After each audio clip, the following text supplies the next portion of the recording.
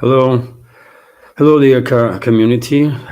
Many thanks to all of you for joining this stream news update program from Moscow. As always, at least lately, after news segment, I will be engaged with the chat, and I will react on your questions and comments. Just in case, to make sure that I will notice a question, please use capital Q at least, so that it will make it easier to notice their question. Today is 27th of June. Now it's 11 o'clock, and I have prepared quite a number of news on some major developments, and I hope you will find this episode informative and useful. And so, yes, without further delay, let's start this stream. It's a Friday, dear friends. Thanks God. All of us are probably exhausted with this freaking news that we are dealing on daily basis, and many of us are obviously emotionally invested somewhat, especially ones that really pay huge deal of attention to developments in this world, as I do, literally on daily basis. And how else, dear friends? I mean, we are in a situation when, on one hand, Western ruling class, let's say, is waging proxy war against Russia, while sacrificing Ukraine, and they're obviously, I'm not just paying attention to it, but emotionally invested because I'm a Russian citizen. On the other hand, very same Western ruling class is escalating in Middle East, and desperately trying to provoke a regional war there. And I'm afraid nothing has ended in regards to Middle East yet. Probably escalation is just beginning. We just see first phase of it in recent 2 weeks. And both this crisis, by the way, Ukrainian crisis, Middle Eastern crisis, has a huge potential to transform into nuclear war, isn't it? Into a third world war, which will turn this planet into radioactive rock, basically. And same time, very same Western ruling class is escalating in the global South and in the Pacifics. And I have news about all these topics, by the way, in today's live stream. And well, yet again, I mean, how can one not pay attention to all these developments and not be emotionally invested, by the way? And when you are emotionally invested in something, it is exhausting, right? So therefore, maybe, I mean, let's see how next 24 hours go. But if there will be some major breaking developments, then maybe tomorrow I'll take day off. Let's see. But before I start news segment itself, dear friends, let me inform you that about an hour ago, I posted on YouTube and Rumble on my channels second news update from yesterday. Second news update that I posted, I made for Patreon and Boosty. And I rarely do this stuff when I'm sharing or reposting videos from Patreon and Boosty on YouTube and Rumble. But I wanted to post this video because if you have a time and if you watch this video, by the way, you will see certain sides of Moscow, and because it was a bit cloudy day and I mean colors and all that stuff did make the scenery in Zaradia Park, for example, like it was cartoon sort of, right? So I wanted to share with you that exact moment that I depicted on a video. Unfortunately, my old phone and its camera makes no justice for a real picture that I saw with my own eyes yesterday. But hopefully you'll enjoy those views of Moscow. So yes, if you will have time, please check this video. YouTube most likely will not send you a notification because I posted this video on YouTube, for example, 51 minutes ago, and it only has like 123 views for this moment in our time, which is well quite something, isn't it? But well, my channel is in shadow ban, as you know, and this is a struggle on daily basis. I mean, to survive on this platform, right, and to further develop the project. Anyways, dear friends, let's start this news segment now. And RIA Novosti is reporting, based on Russian Defense Ministry, that during the night, early hours of this morning, air defense systems on duty intercepted 39 drones that were launched by Kyiv regime with assistance of NATO to strike deep into Russian territory. I have some specifics on that. 19 drones were intercepted over the Rostov region, so this southern region of Russia was main target of this attack of NATO. I will say 13 drones were intercepted over the Volgograd region, which is also a southern region. Volgograd is a Stalingrad, former Stalingrad, by the way, city itself.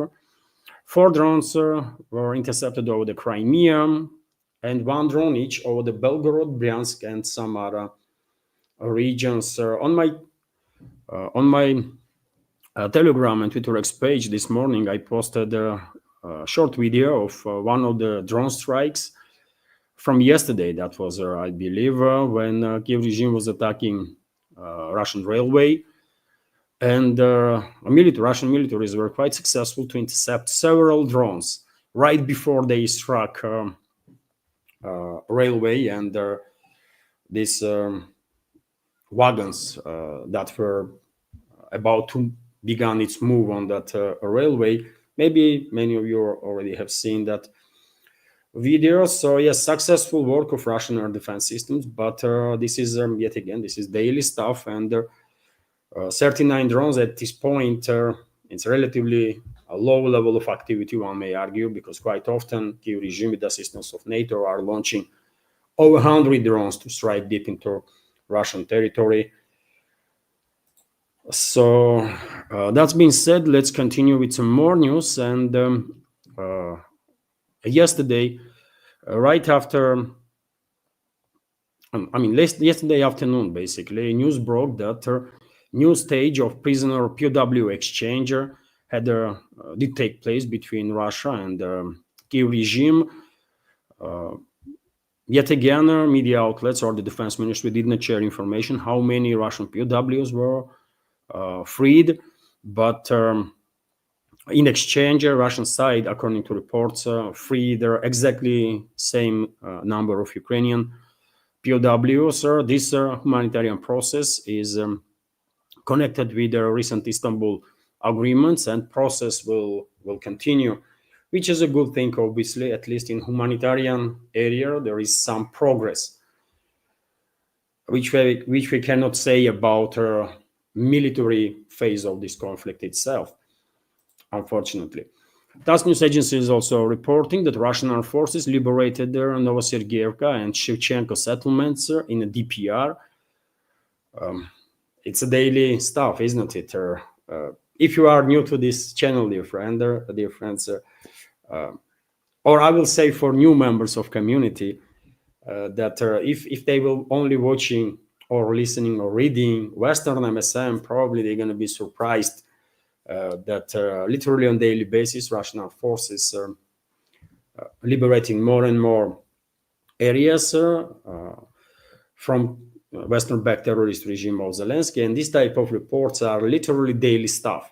When Russian troops are liberating this settlement and that settlement, progress is constant of their SMO. And let me show you on the map, dear friends, where these settlements are located. So this is Shevchenko settlement right next to border with the Dnipropetrovsk region. And I guess it's only a matter of week also, and Russian troops will begin offensive operation to liberate Malievka settlement in Dnipropetrovsk region.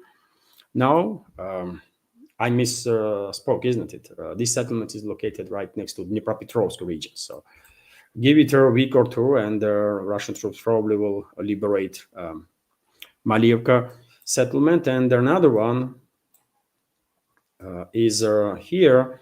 This is Novosergeyevka settlement, which is also located, as you can see, dear friends, right next to the Dnipropetrovsk region. This red line is a border, basically, between Russia and Ukraine right now, right? DPR is Russian, and Dnipropetrovsk region, at least for time being, is formally still part of this former Soviet republic under the name of Ukraine. But I'm 100% convinced, by the way, that after this conflict will end, Kharkov region, Dnipropetrovsk region will join Russian Federation, as well as Nikolaev and Odessa regions. Most likely, some other regions also, or maybe even entire territory of this former Soviet republic, with the exception of western parts, Lvov, Rovno, and Chernovtsi, and that area, which before Second World War, and in some cases before even First World War, used to be part of Poland, Hungary, and Romania. Also, by the way, I have an interesting report for you that Russian armed forces began offensive operation in activated offensive operations in Malaya-Takmachka direction, and Russian troops already established control over the southern eastern outskirts of this important town or big village, let's say. And this is a strategical development because after Malaya-Takmachka, next is Orekhov city itself, which is being used by Kyiv regime right now as a main logistical hub on Zaporozhye, on Donetsk and Zaporozhye sectors. So because Russian troops are beginning activating their operations in Malaya-Takmachka direction, probably we would not be mistaken if we will say that most likely in upcoming days Russian troops will begin offensive operations in Novodanilovka direction also, which is also as Malaya-Takmachka, located on outskirts of Orekhov. And let me also give you information about Chisov Yar. According to latest reports, Russian forces further improving their situation, their positions in the Chisov Yar direction. Let me find this city first, by the way. I mean, this map was always difficult to operate with because of these colors. I'm not colorblind, but time to time I struggle to find certain settlements because it's just hard to see, man. So I don't know.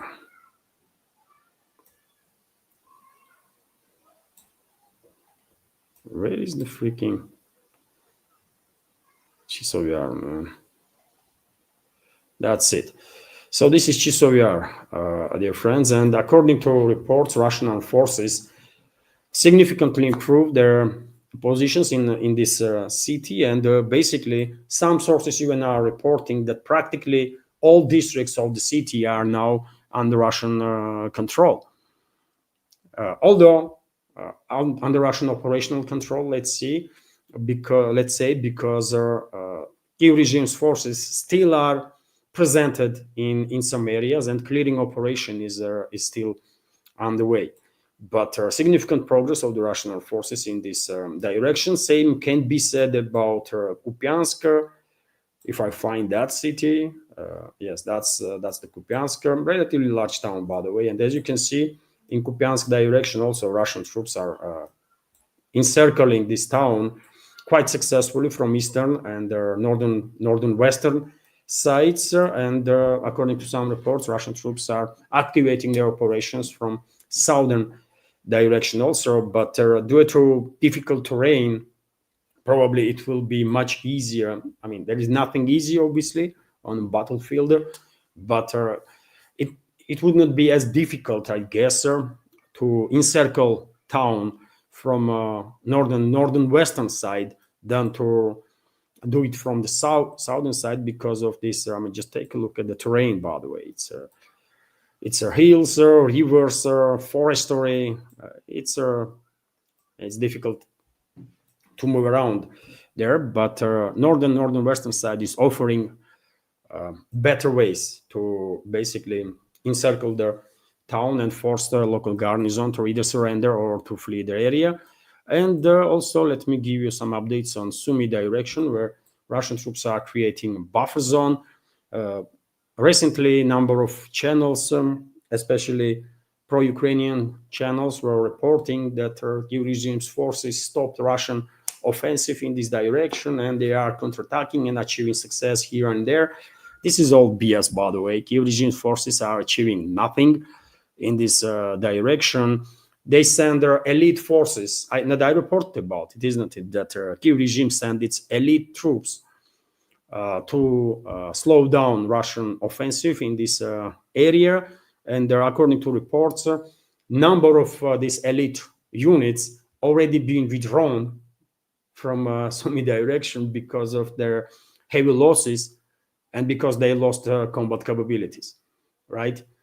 And so now we are receiving reports that Russian troops basically are about to completely liberate Yunakovka settlement, which is a main stronghold of Kyiv regime on the northern part of Sumy region that is bordering with Russia.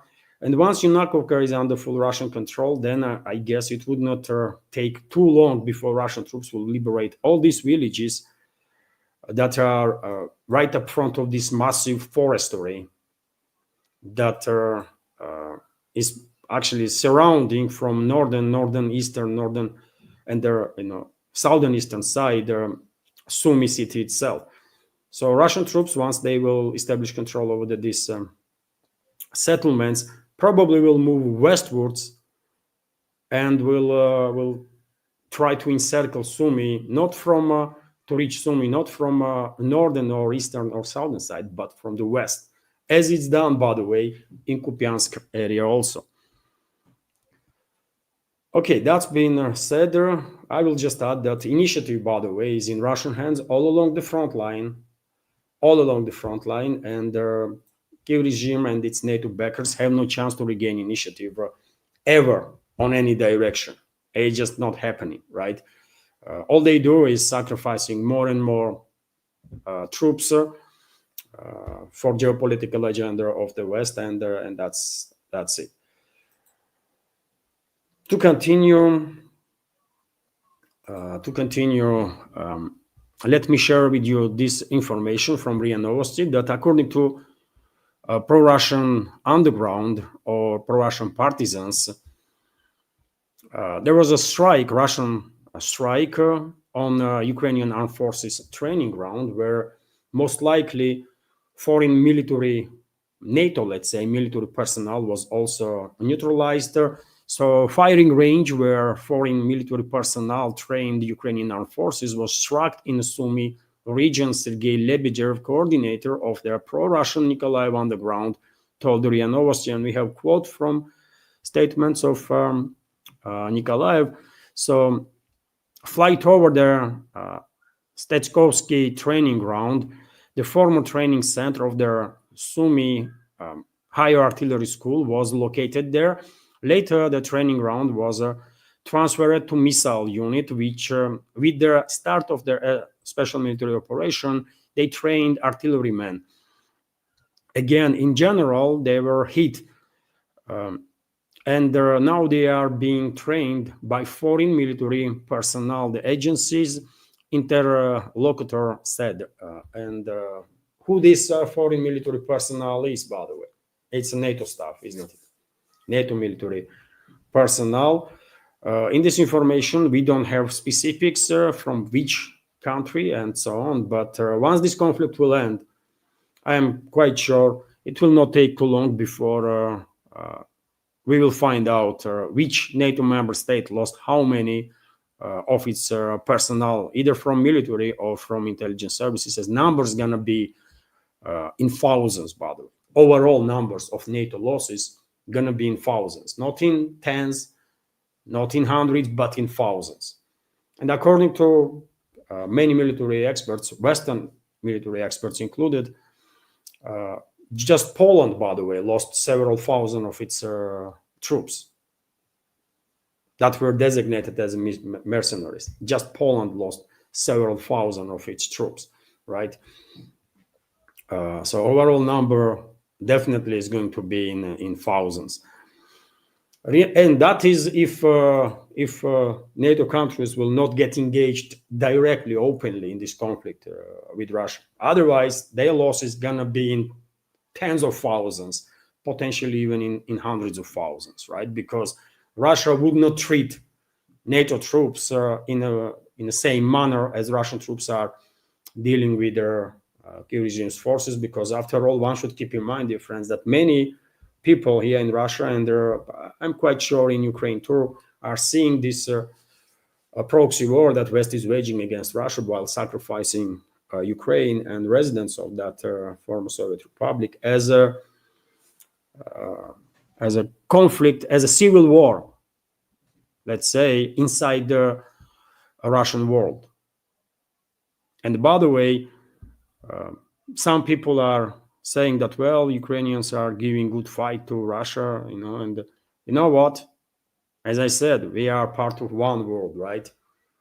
And I'm generalizing, obviously, we as a society, as a people of or descendants of people that used to live in the Russian Empire, then in Soviet Union. I mean, we do know how to fight when it's necessary, right? And the residents of Ukraine are absolutely no exception. And the vast majority of them are literally Russians, by the way. Literally Russians. Not just Russian speakers, as I am, for example, right? But they are ethnic Russians. RIA Novosti is also reporting that Chinese TV channel correspondent reporter was injured in a drone strike in the Kursk region. Correspondent of the Chinese TV channel Phoenix was injured in a drone attack while preparing a report on civilians in the Kursk region. A source in the security forces told RIA Novosti in the Kursk region, by the way. And Kursk region is obviously part of Russian Federation in internationally recognized borders, right? Let's say that way. So this Chinese journalist went to Kursk region, was making a report, and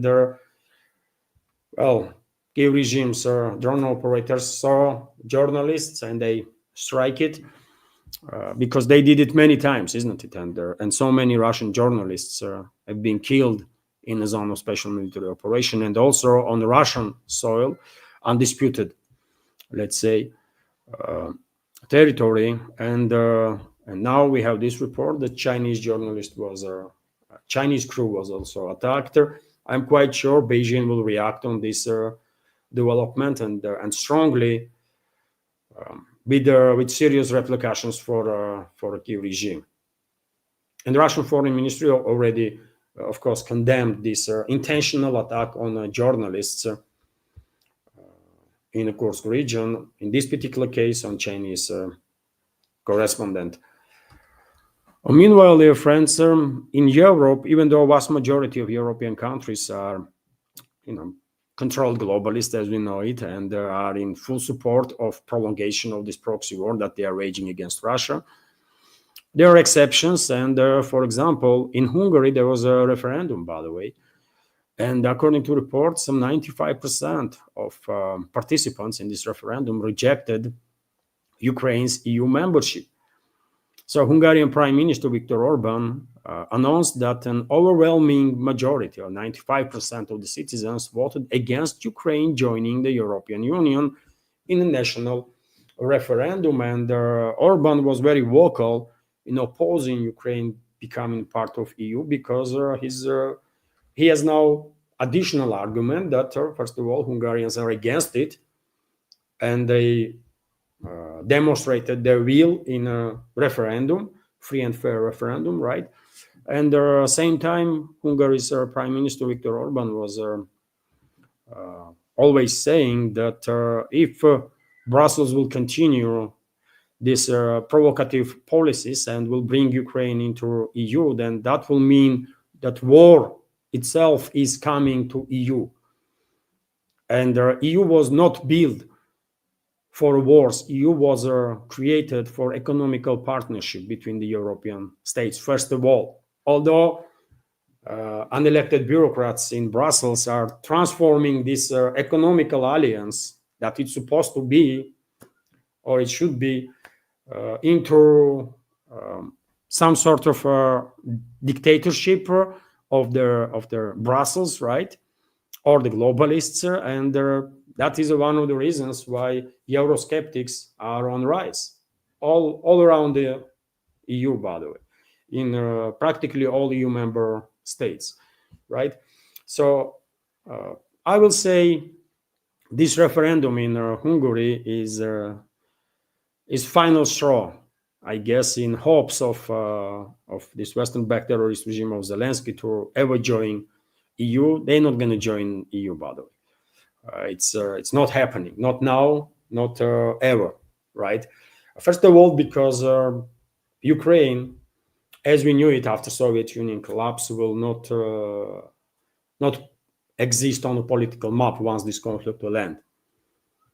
And western parts of Ukraine, if Poland, Hungary, and Romania will make a claim on those their historical territories, might actually eventually become a part of EU and even NATO, but rest of the territory will never join EU or NATO because it will be either part of Russia or if Kiev and few surrounding regions will stay on the political map as a state, landlocked state, then only under Russian umbrella, under Russian security umbrella, under Russian zone of influence, completely free from Western puppets, let's say that way.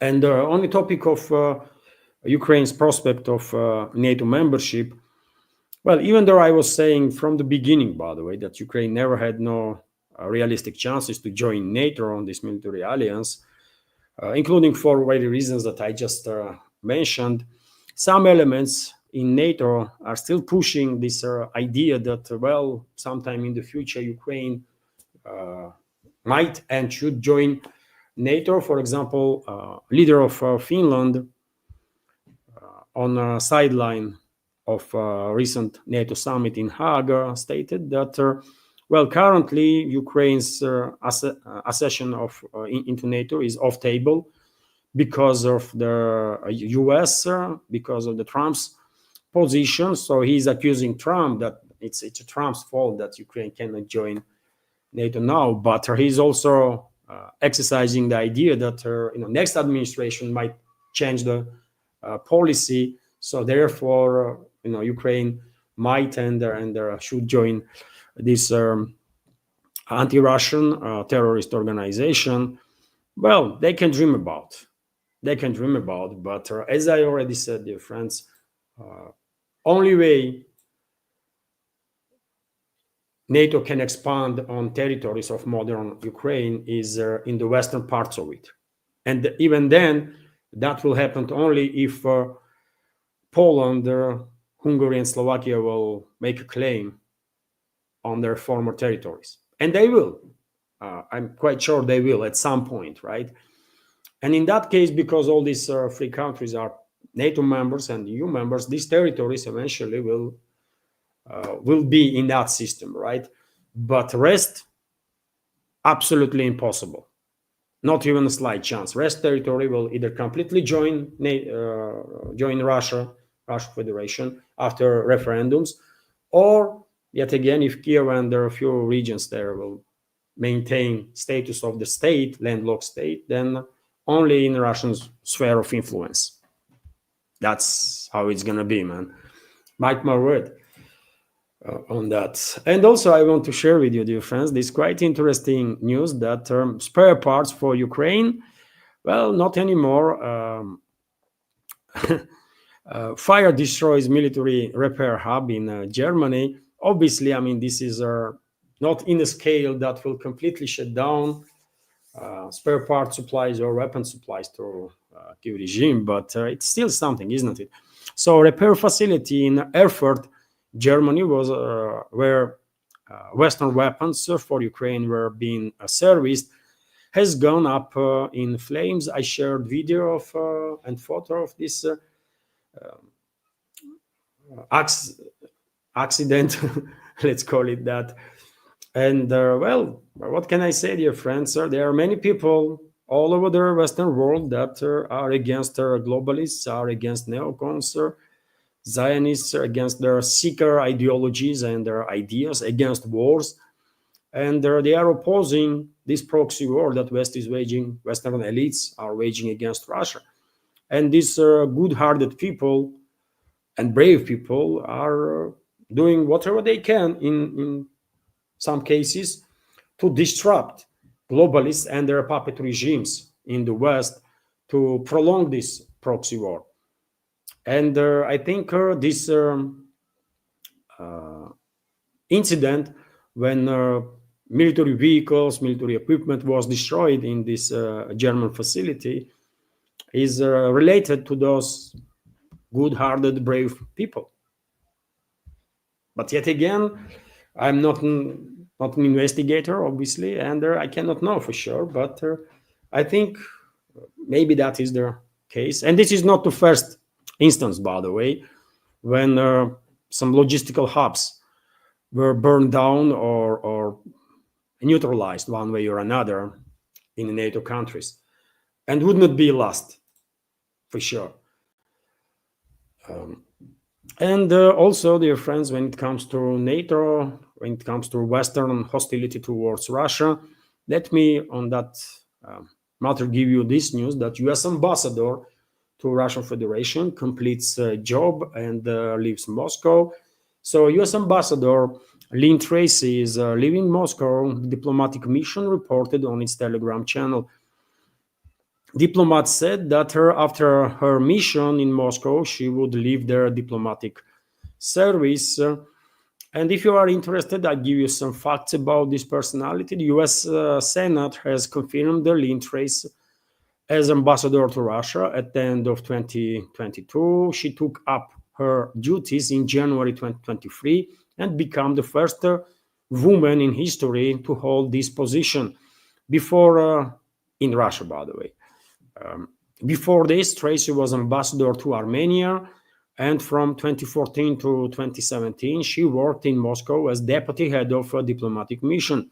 In February, the media wrote that she could be replaced in her post by U.S. Special Envoy for Libya, Richard Norland. Excuse me. He speaks Russian and worked at their embassy in Moscow in the late 80s. Reports of Norland's possible appointment came as Russia and United States seek to normalize relations.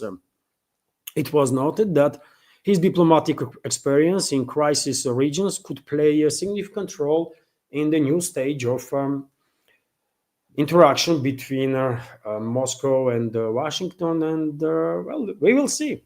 We will see if this prediction is correct and Richard Norland, former U.S. Or even current U.S. Special Envoy to Libya, will take the job of being ambassador of U.S. in Russia, and how successful he will be in terms of somewhat normalizing relations between Moscow and Washington, which would be great. I think actually, if two major nuclear superpowers are at least on a good working level. But is it possible during the Trump's presidency, let's say? I'm skeptical about it, dear friends. Share your take. But at some point, initially, I was a little more optimistic, but as time goes by, this optimism is disappearing, and only skepticism is left. So I don't know. I hope I'm wrong, and in next 2-3 years' time, we will see significant de-escalation, at least between Russia and US. But I don't know.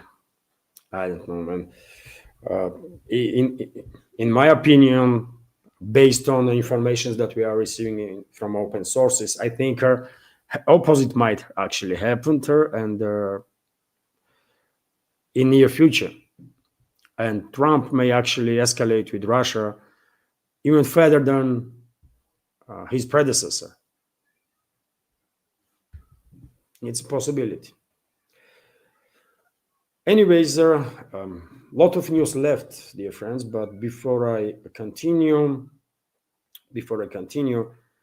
let me notice, especially for new members of community, that this project, with several channels on YouTube, Rumble, Telegram, I'm quite active on Twitter also, Twitter X. Also, all this stuff, by the way, is completely subscriber funded. And if you like my work, if you like my channels, if you want and can help me to maintain this project and potentially develop better, then you can use several means. You can donate to this project through PayPal platform or Boosty platform.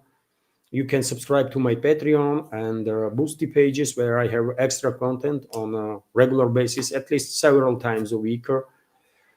Usually, you can use crypto, or, by the way, if you want to, you can use a Rumble platform, where my channel is monetized, and support my work with donations through Rumble, with super chat, with the premium subscription, and so on. All the links, anyways, are on this video in description box. And after this live stream, I will also pin the comment with the links and addresses.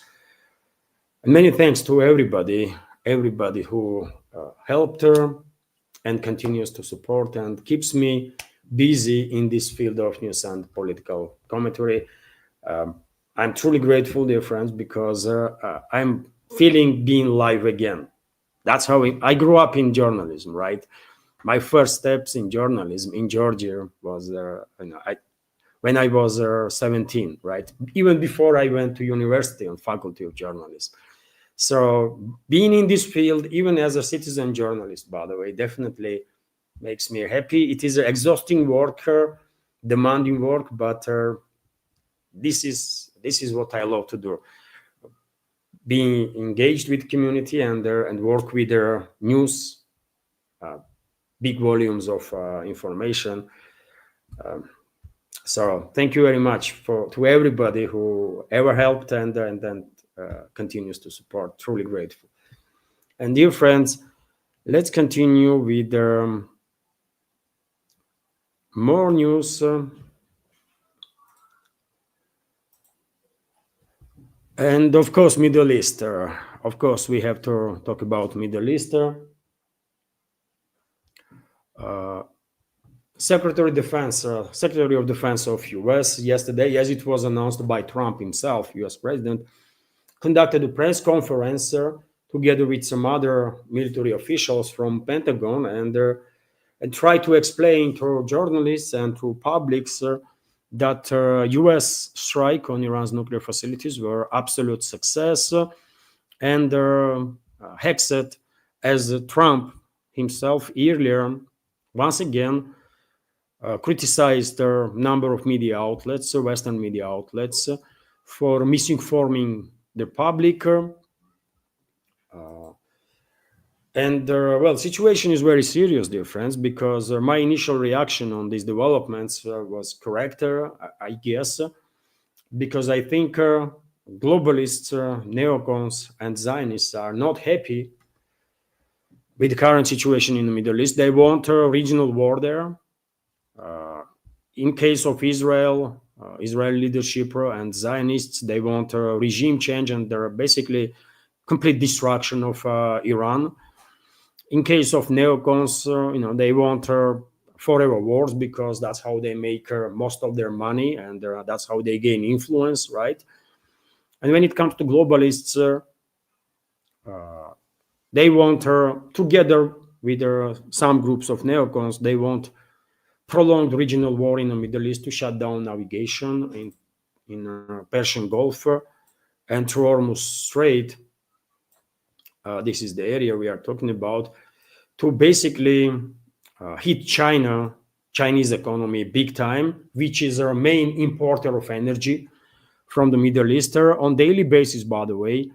According to news that I see, I checked last time, on daily basis, China, according to reports, receives about 10, 12 million barrels of oil, for example, from Persian Gulf region on daily basis. So you can imagine how big of a hit Chinese economy will experience if globalists and their allies among neocons in US will succeed with provoking regional war in the Middle East on not just with US involvement, but also regional war between the regional countries that will transfer inevitably into ethnic in a conflict on ethnic and religious lines, and if their navigation is shut down, which will obviously happen in that case, right?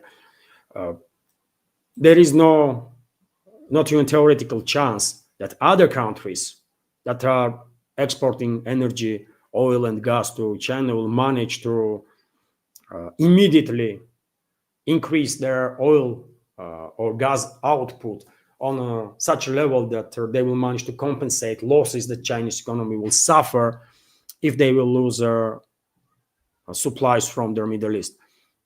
So that's why globalists and neocons want this regional war. One of the reasons, although this game plan is much wider, actually.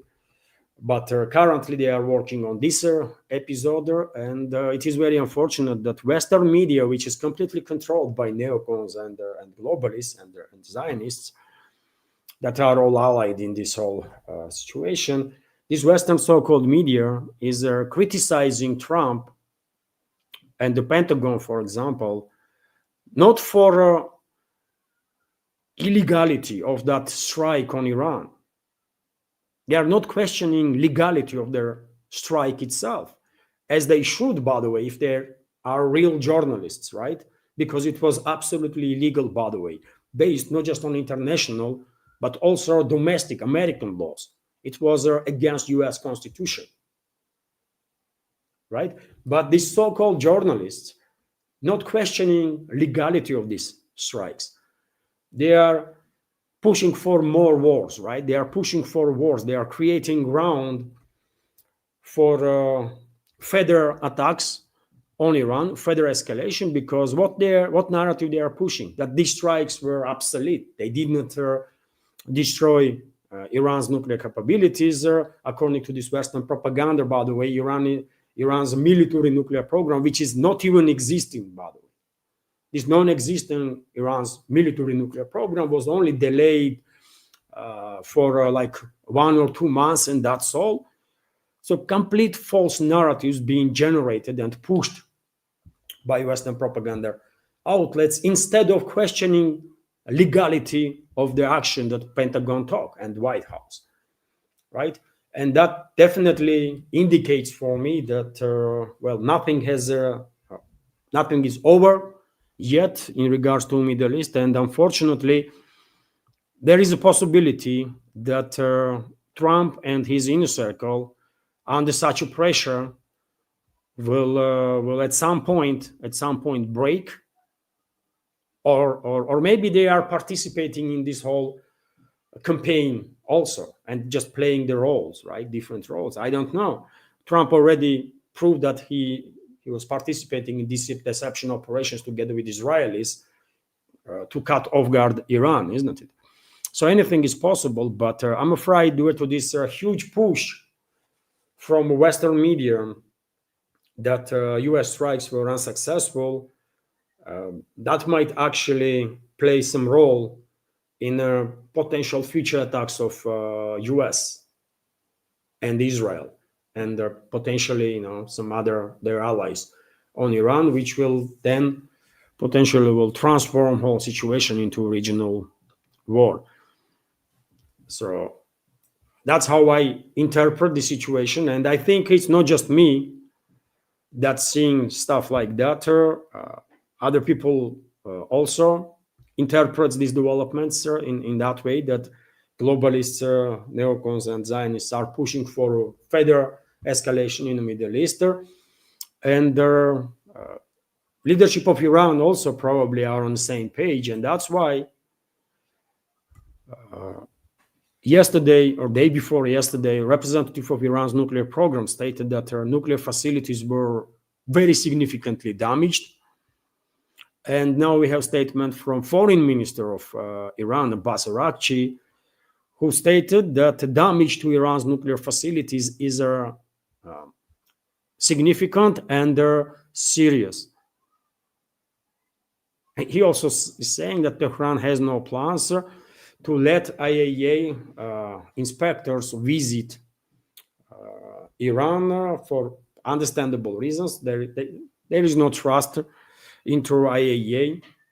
That organization under leadership of Rafael Grossi completely discredited itself, obviously, but that's a different topic. When it comes to nuclear facilities and damage that was done to these nuclear facilities, I mean, even Foreign Minister of Iran is basically forced to come out and said that let's not escalate further, right? Damage to oppose basically this propaganda push in the West that attacks on Iran's nuclear facilities were ineffective. Abbas Araghchi is forced to come and said that, you know what, damage was very serious and very significant, and this is probably an attempt on part of Tehran to somehow derail this false narrative that is generated in the West and being pushed on the public about all these strikes, U.S. Israeli strikes. Will it work? I don't know, but fact itself quite interesting, isn't it? Because everyone understands, everyone who pays attention to this understand that CNN, Fox News, MSNBC, BBC, I don't know, France 24, New York Times, Wall Street Journal, all these big names in the Western media not randomly are pushing same narrative. They've been ordered to basically humiliate Trump, humiliate Pentagon, and by doing so, force them to further escalate with Iran. And eventually, globalists and neocons are hoping, and Zionists are hoping, that they will manage to provoke regional war there in the Middle East and shut down navigation in the Persian Gulf and through Hormuz Strait. Hopefully they will fail, but I barely remember any other time when Western media was so united in this push for more war, right? For more escalation. I mean, do you have seen anything like that before? When U.S. president, by the way, who is definitely not a president of peace, he already proved that.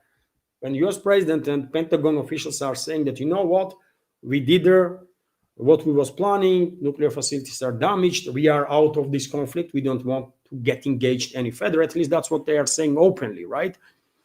And they've been opposed, not just by so-called liberals in the US or in the collective West in general, but also with all this so-called media, by the way, that is trying to humiliate, literally on daily basis, to humiliate Trump, to humiliate Pentagon, while pushing this narrative that these strikes were ineffective, and to force them basically to at some point crack and get engaged again in military activities.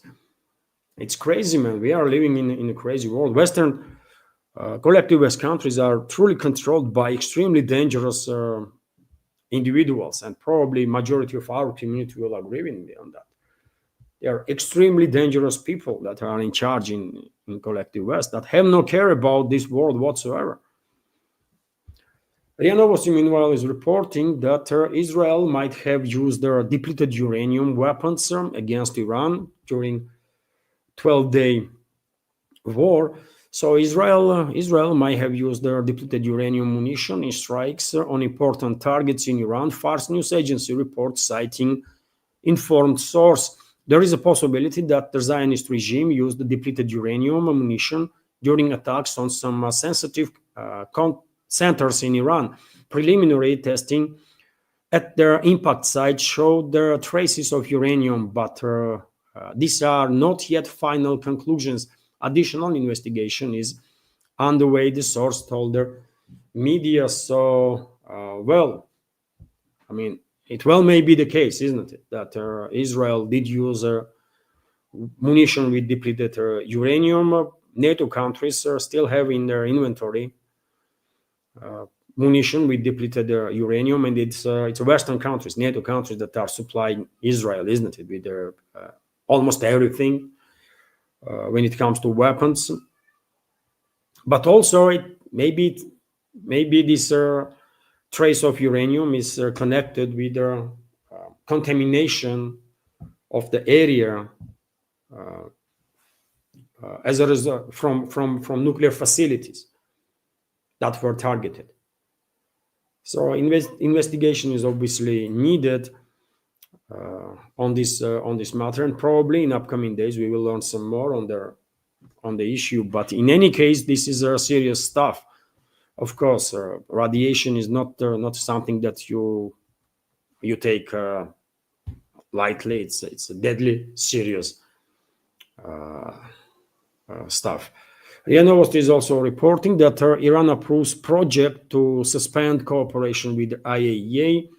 The Guardian Council of Iran's constitution has approved a bill to suspend the cooperation with the IAEA, International Atomic Energy Agency. The official representative of their oversight body, Hadi Taham Nassif, said on the social network X, and we have quote here, the draft requiring the government to suspend cooperation with the IAEA was not found to be inconsistent with Islamic law and the constitution after its review by members of the Guardian Council, he wrote. And this Guardian Council itself is a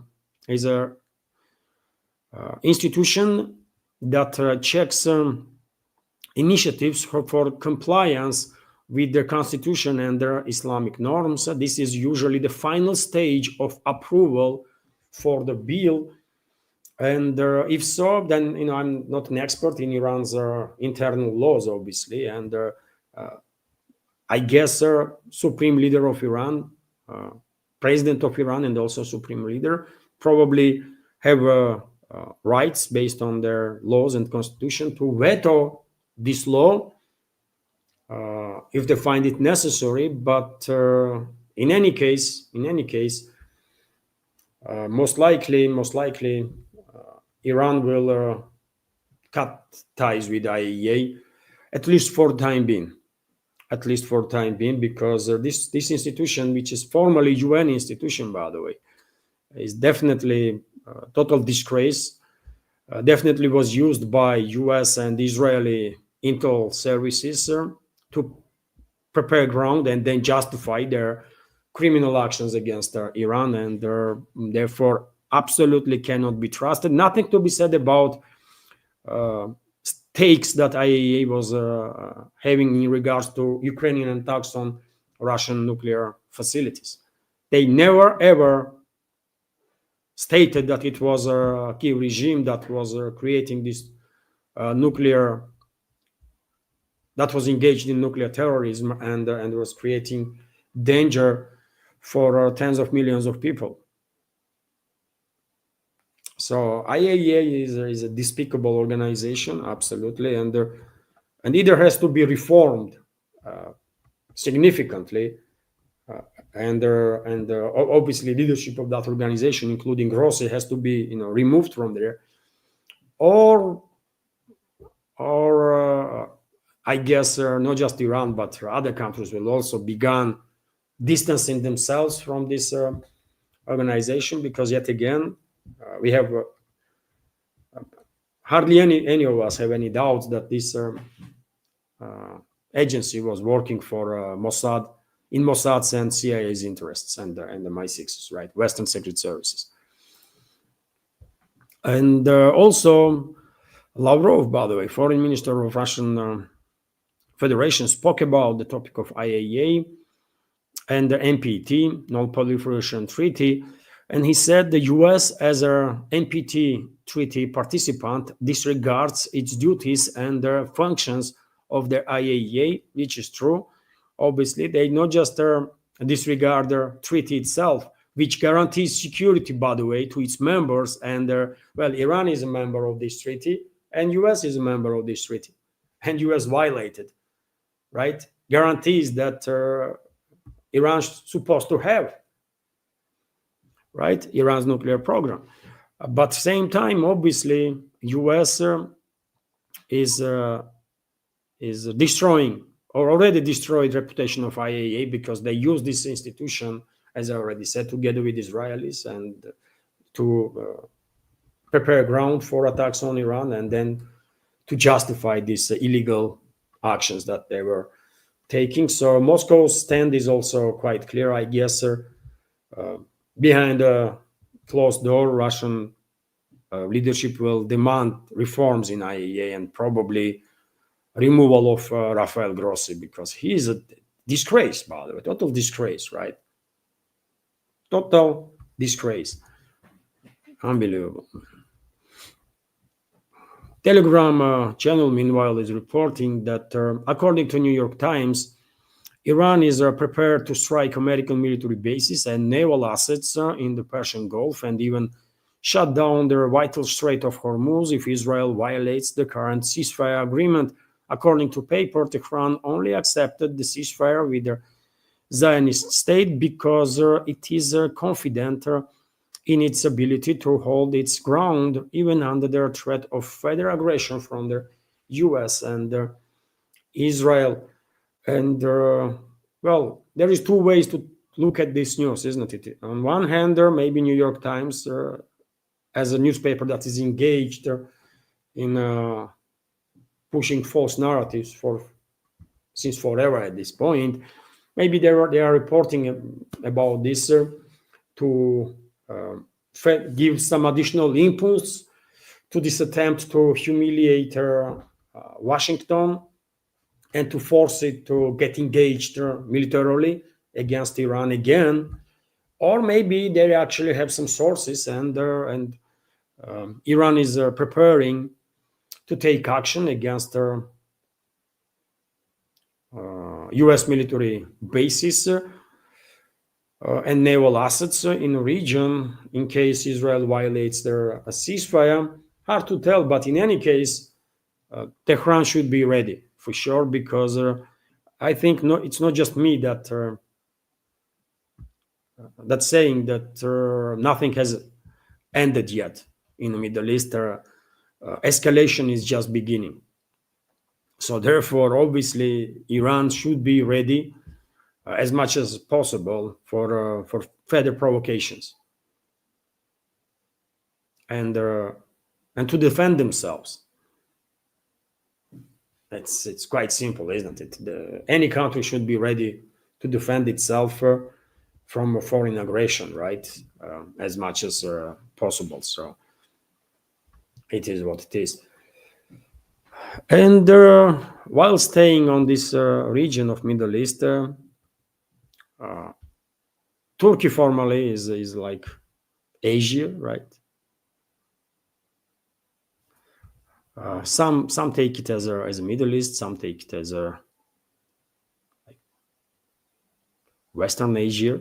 Anyways, Turkey's Ankara-free unnamed combat aerial vehicle prototype crashed today. The aircraft that I reported about yesterday, by the way. So this vehicle crashed yesterday, and you can see on your screen, by the way, fragments of this allegedly stealth attack drone that Turkey was working on. The aircraft in development for Turkish Air Force was participating in the international Anatolian Eagle exercises at the Konya Air Base in central Turkey. Ankara 3 is a stealth drone powered by domestically produced turbofan engine, and well, just news that I guess worth our attention, at least to highlight increased capabilities of Turkey when it comes to drone production, and they are actually quite, they prove it already, isn't it?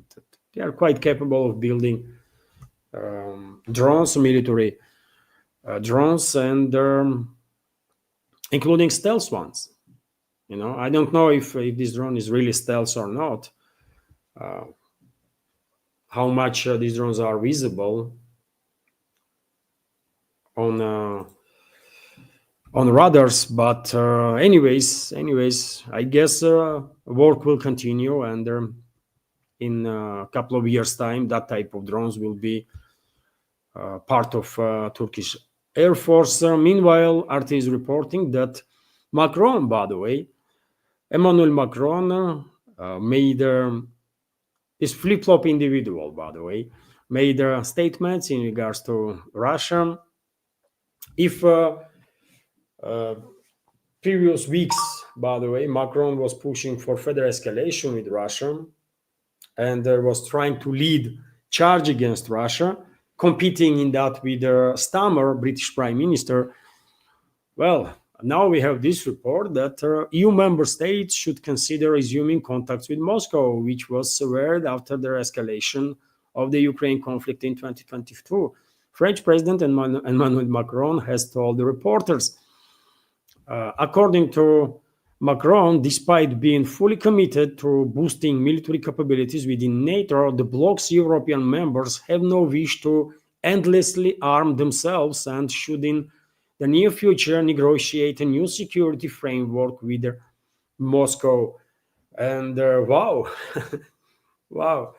It was the Russian president, by the way, that in 2021, 2020, even 2022, before escalation, before military escalation, before special military operation started, and many years ago, by the way, since 2007, I will say, even when Putin made this historical speech in Munich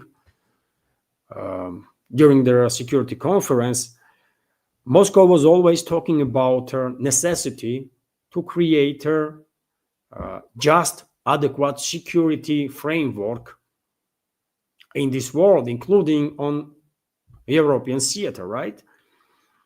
And he was ignored, by the way. And who ignored this proposal from Russia? Western leadership, collective West countries, and now Macron is talking about a new security framework. I mean, really, these people are total joke, isn't it? I mean, really, these people are joke, man. You cannot take them seriously. And I would not be surprised, and probably none of you, if tomorrow, very same Macron, by the way, will give a speech and again brag about further escalation against Russia and how they're gonna become more hostile and that kind of crap, right? So what is going on? How imagine you are in Russian leadership. How would you deal with such a people, man? I mean, you are president or foreign minister or prime minister. It's your job, isn't it, to, even if you don't want to, but to have talks with the leaders of other countries, right? Including in the collective West. And in the collective West, I mean, there is such a people in power, formally at least. We all understand that real power brokers are in shadows, right? And there are people that are in position of power, like presidents, prime ministers, and so on. They are puppets, right? But nevertheless, they are officials, and they are representing policies of their masters, right? So maybe you don't want to have any talks with them, but you have to, right? You have to deal with these people. And how would you do it? I mean, if you are a Russian president, what you would do, man? I mean, how are you going to deal with Macron? That today is saying one thing, tomorrow other, something else, next day again something different. Or what is the point? How you would deal with any other country in the collective West that are changing their stance literally on daily basis? It's impossible. It's just impossible, man. You cannot have agreements with these people because they will break it straight away, right? So this is the situation, by the way. Too bad that we are facing this reality, but it's objective, isn't it? And after all, you remember a couple of months ago there was a kind of big deal in the media that officials of current administration were telling their colleagues from NATO countries that, you know what, don't worry about Ukraine joining NATO. Now, I mean, maybe Trump is opposing this today, but tomorrow they're going to be new administration. So, today we will agree on one thing, and then we will change it, right? We will dismiss our previous agreements. That's their take, by the way. They are always trying to use diplomacy, to use any agreement to fool you, right? That's the strategy, man, of collective West countries, and you can trace this strategy through centuries. Actually, it's nothing new, really.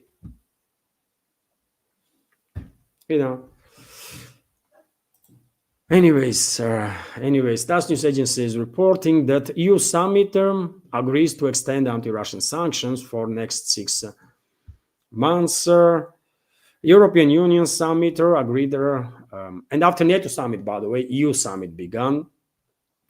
So agreed upon the extension of anti-Russian sanctions for the next 6 months. European diplomat source told the reporters there is a consensus to extend restrictive measures against Russia at the summit.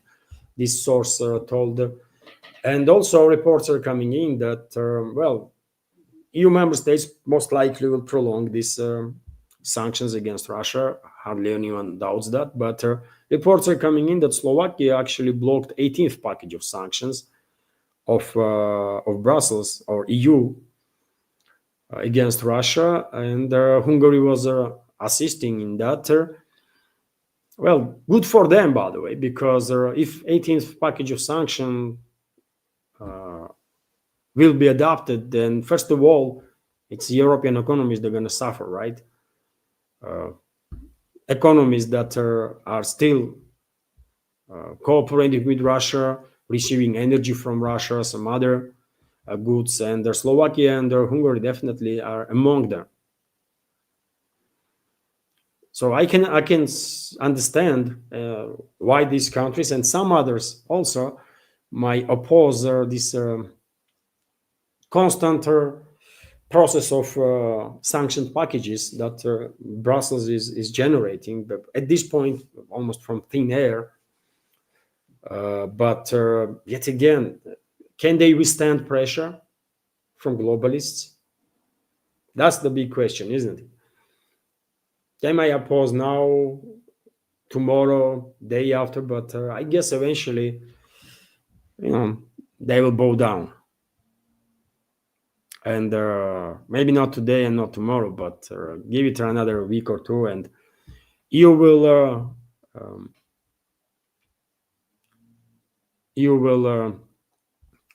how should I say it, adopt 18th package of sanctions, and immediately will begin work on 19th one, literally immediately.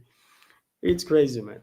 And yet again, first of all, dear friends, they are harming European economies and the citizens of EU member states. First of all, because Russia already demonstrated that it can withstand this Western pressure. And nowadays, by the way, when there is any news on sanctions or something, I mean, natural reaction from us is, oh, really? Like, no one really cares. Literally no one, right? So I can understand why European countries are more and more active to oppose this madness of the Brussels, but they are I think they are still too weak to go all the way. At some point, they will bow down, as they did during their previous 17th packages of sanctions, where those sanctions were adopted. That's my take, but who knows? Who knows? Maybe Budapest and Bratislava really had enough, and that they are sick and tired of Brussels so much so that they will just, you know, they will go all the way without compromises. I don't know. I don't believe in that, but is it possible? Maybe. RT, meanwhile, is reporting that President of Russian Federation spoke about theft of Russian assets in the West. So any attempts by the West to seize Russia's frozen reserves would set off an irreversible shift towards the regional payment systems, which would ultimately benefit the global economy. President Vladimir Putin has stated an estimated 300 billion worth of Russian sovereign assets were frozen by the West following the escalation of the Ukraine conflict.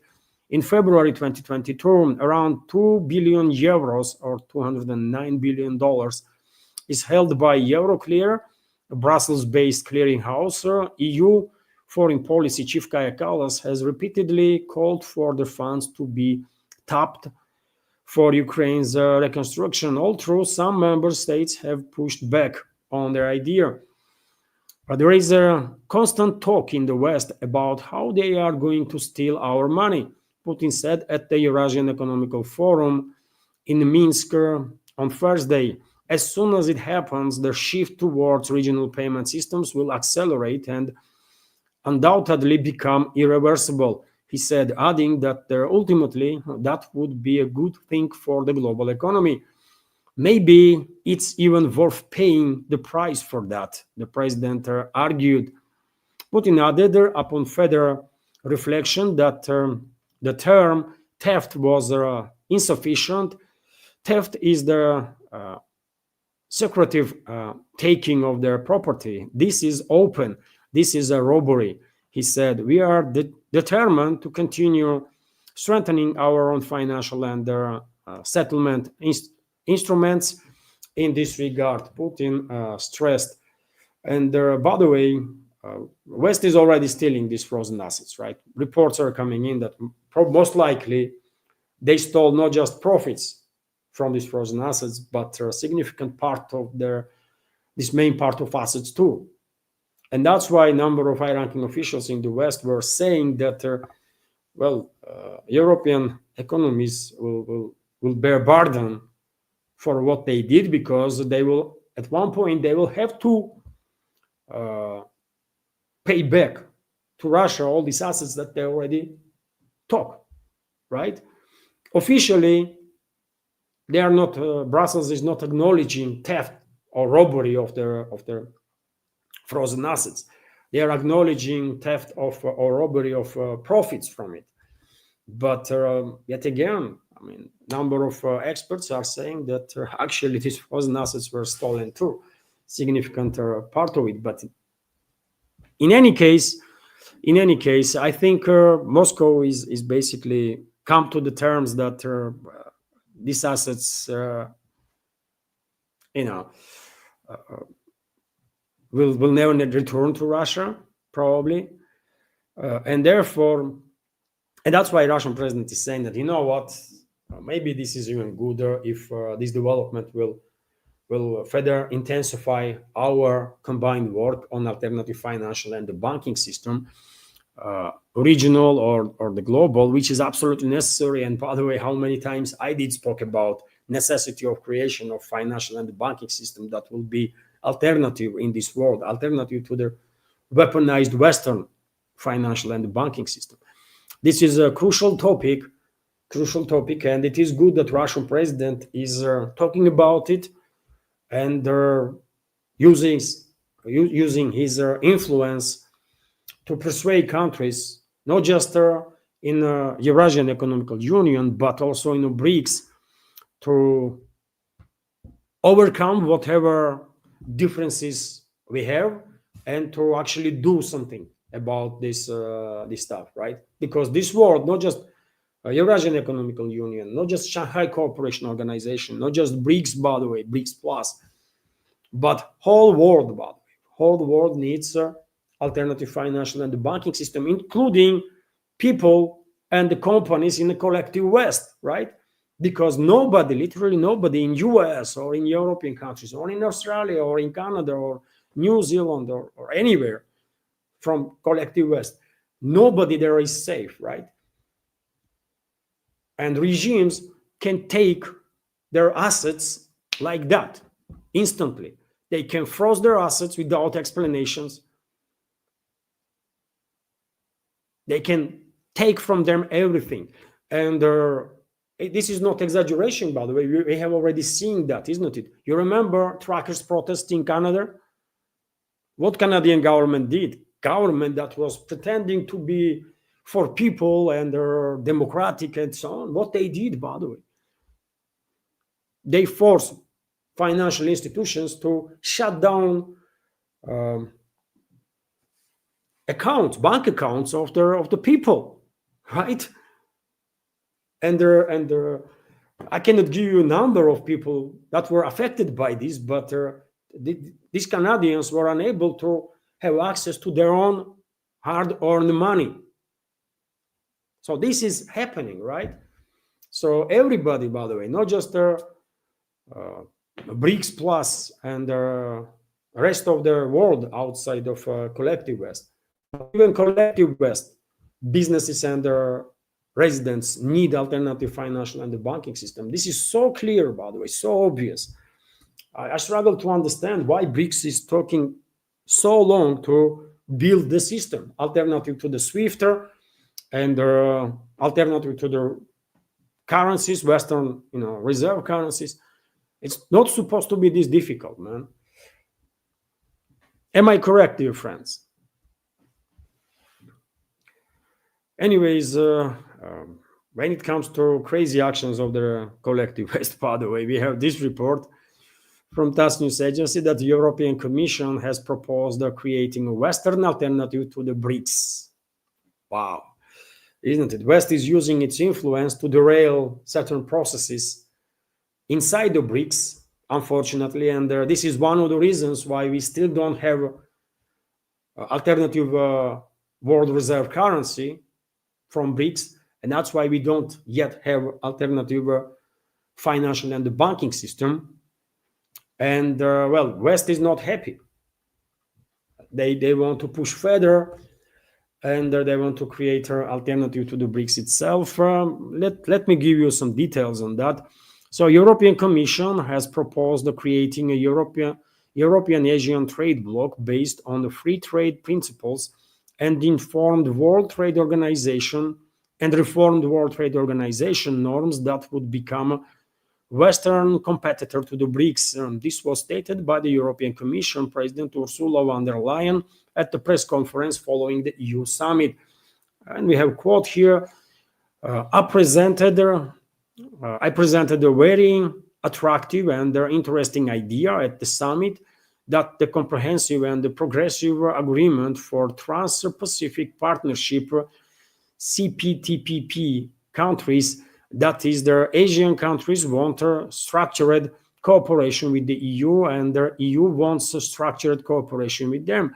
We could consider starting the restructure the WTO with an understanding of what exactly needs to be reconsidered in the WTO and not repeating the mistakes of the past, to show the world that free trade between a large number of countries is possible based on rules, because together the EU and the CPTPP are a force. The head of the European Commission said, what a name, CPTPP. Okay. Who's going to join this crop, by the way? European Union already demonstrated the principles that this organization is created. Take a look at the EU, by the way. It's It's backward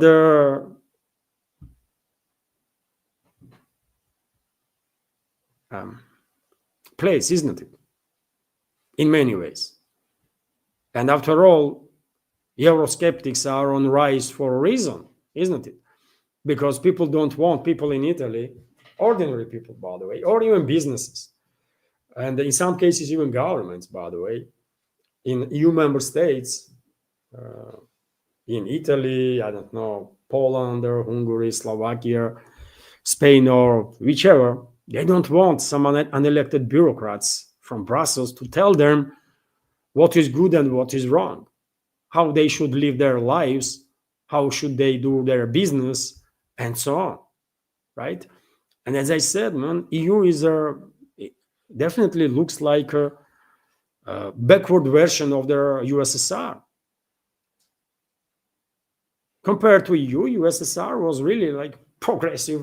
Some may argue it was a quite progressive and successful institution, or the Union. EU is not success story at all, and they want to drag countries from global south now in some new organization to establish control over these countries, additional control, because independent countries not going to join no EU initiative, by the way. I don't believe in that, but countries that are under heavy influence of the West, yeah, they might. And which countries are those in the global south, in Asia? And Japan and South Korea already are part of Western world, right? And hostile towards the rest of the world. They've been seen as hostile to the rest of the world because the fact that they are operating along with their Western elites, alongside Western elites. Which other country? Philippines, by the way, is turned into like a spearhead by US against China. Taiwan, which is not even a country, by the way. Taiwan is a part of China. Which else? Do they talk about Australia and New Zealand, Oceania, and some island nations there? Who else gonna join this CPTPP?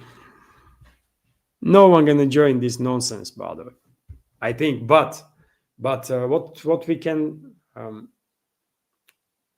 predict for sure with certainty is that collective West will, of course, continue their attempts to derail integration processes inside the BRICS. That's for sure. They're not going to create a true alternative to the BRICS. They can't. They are in no position to do so. Their reputation is tarnished, absolutely, right? But they still have, unfortunately, enough influence in this world to, including on some BRICS members, by the way, which is very unfortunate, but including on some BRICS members, so that they will try to manipulate this organization from within and derail certain processes. And they are, unfortunately, they are doing it quite successfully, I will say, because yet again, how many years BRICS exists, right? And how many years there are constant talk about necessity to create alternative financial and banking system, and where is the progress? Where is the progress? There is nothing there, right? Nothing, just talk. And this is too bad, man. And this is related, I believe, to sabotage activity of their collective West and their clients, let's say, that join the BRICS, or their partners, let's say that way. I don't know, man. I don't know. Maybe some serious talk is needed inside the BRICS. And if any one country wants to get out, then why not? I mean, if any one country wants to go other way, join this globalist initiative, CPTPP, okay, just go and do it. But we should not allow, man, sabotage inside the BRICS, right? It's not good for nobody. And well, let's continue. And let's continue. RT is reporting that well, Russian defense minister continues his meetings with his colleagues from Shanghai Cooperation Organization members, and he had a meeting with the Indian defense minister. So Russian Defense Minister Andrei Belosov has stressed the importance of Russia-India partnership, noting that Moscow long-term friendship with New Delhi extends into a military technical sector. Belosov held talks with his Indian counterpart, Rajnath Singh, on the sidelines of the Shanghai Cooperation Organization summit in Qingdao, China on Thursday. India is an exceptionally important strategic partner for us, for Russia, and I agree 100%, by the way, million percent. Traditional friend, including in the military and military technical spheres, Belosov said at their meeting. Singh stated, we had insignificant, insightful deliberation on boosting India-Russian defense ties. India's military currently relies heavily on Russian origin equipment, with around 60% of its arsenal being of Russian make. During the recent conflict with Pakistan, the effectiveness of India's air defenses was boosted by the Russian made S-400 mobile surface-to-air missile systems, which was recently highlighted by Indian Prime Minister Narendra Modi, who praised its performance during the standoff. This is also good news, by the way. Obviously, I never had no doubts about effectiveness of Russian air defense systems, but it's not just air defense system itself, isn't it? You need to have a personnel that can operate with these systems, right? And this is complex systems. It's not as easy as, I don't know, drive the car, right? And I'm glad that India has experts in this field, and they operated with S-400s on the top level, and they are happy with performance of the system, and that's a good news for India, and that's a good news for Russia. And India itself, by the way, is definitely, I always say, India is a strategic partner for Russia, and we should stay as a strategic partner forever. It's in the interest of both nations, 100%, by the way. Just take a look at the map. I mean, and everything will become clear. Nothing to be said about historical ties and relationships, right? But take a look at the map, by the way. This is India, right? And this is Russia. And there are several countries in between. And one of these countries are China, right? Major economy in this world, not just in the global south, but in this world. According to PPP index, by the way, China is way ahead of US even, right? On GDP index, which is not as accurate, some experts are arguing, US is still number one economy, but based on PPP index, China is number one economy, right? Purchasing power parity index. So yes, geography, by the way, explains quite a lot. Nothing to be said about traditional historical friendly relationships between Russia and India. So yes, we should maintain a strategical partnership forever. And I really hope New Delhi will not allow globalists and collective West, right, Western ruling class, to influence its stance, influence its relationships with the BRICS member states and with the emerging multipolar world, because India is very much needed for success of the multipolar world, by the way. India is absolutely crucial, right? So I hope West would not be able to derail relationships between India and the other BRICS member states. I hope so. A few more news, dear friends, and that will be it for a news segment. Then let's have like 15, 20 minutes, 30 minutes, like community chat. TASS news agency is reporting that MS-21 aircraft with the Russian systems began certification tests. Prototype of their medium-range MS-21 passenger aircraft with the Russian systems. It's a completely Russian build, by the way. No foreign equipment or technology is used in this plane. So certification tests has begun. Rostec reported the first flight under the program took place from the Gromov Flight Research Institute airfield in Zhukovsky, where the radio communication equipment was tested. The start of the certification test is an important stage of their import substitution program. In order to obtain the type certification for the fully domestic MS-21, it is planned to perform about 220-230 test flights in order to be 100% sure of the safety of our future passengers, said Vitaly Narishkin, chief designer of the MS-21 at Yakovlev.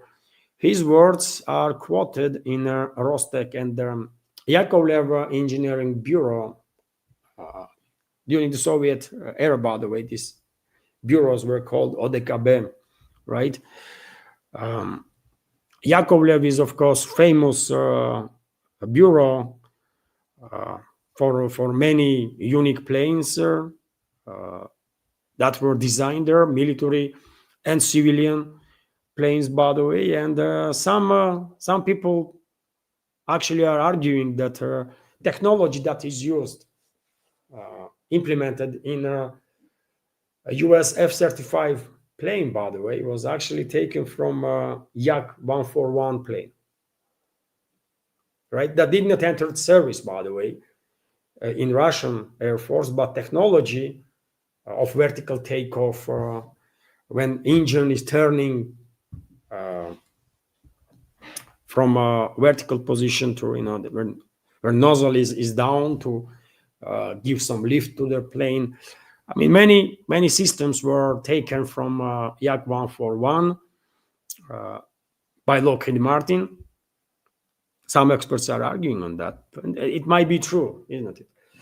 But anyways, Yakovlev is a famous engineering bureau, of course, and I'm happy to see that they are still in business, and maybe they are not making that many military aircrafts nowadays, but at least they are in a business, and who knows, in 5-10 years time, they might actually produce some fifth or sixth generation fighter jets or bombers or something like that, and not just civilian planes. Anyways, I think this is a good success, by the way. This is a good success for Russian aero industry. MS-21, Superjet. There are also other planes, by the way, that are completely Russian builder based on Russian technology, Russian know-how, and I believe this plane is going to bring a huge success to Russian industry. The Russian aviation is going back on the world market, and big time, by the way. Give it to 5-10 years, and the Russian civilian aircrafts gonna fly all over the world again, as it was during the Soviet Union. And by the way, a couple of more news. TASS news agency is reporting that, according to a Russian MP, senior MP, Central Bank of Russia might lower the key rate at the next meeting of the board of the directors in July.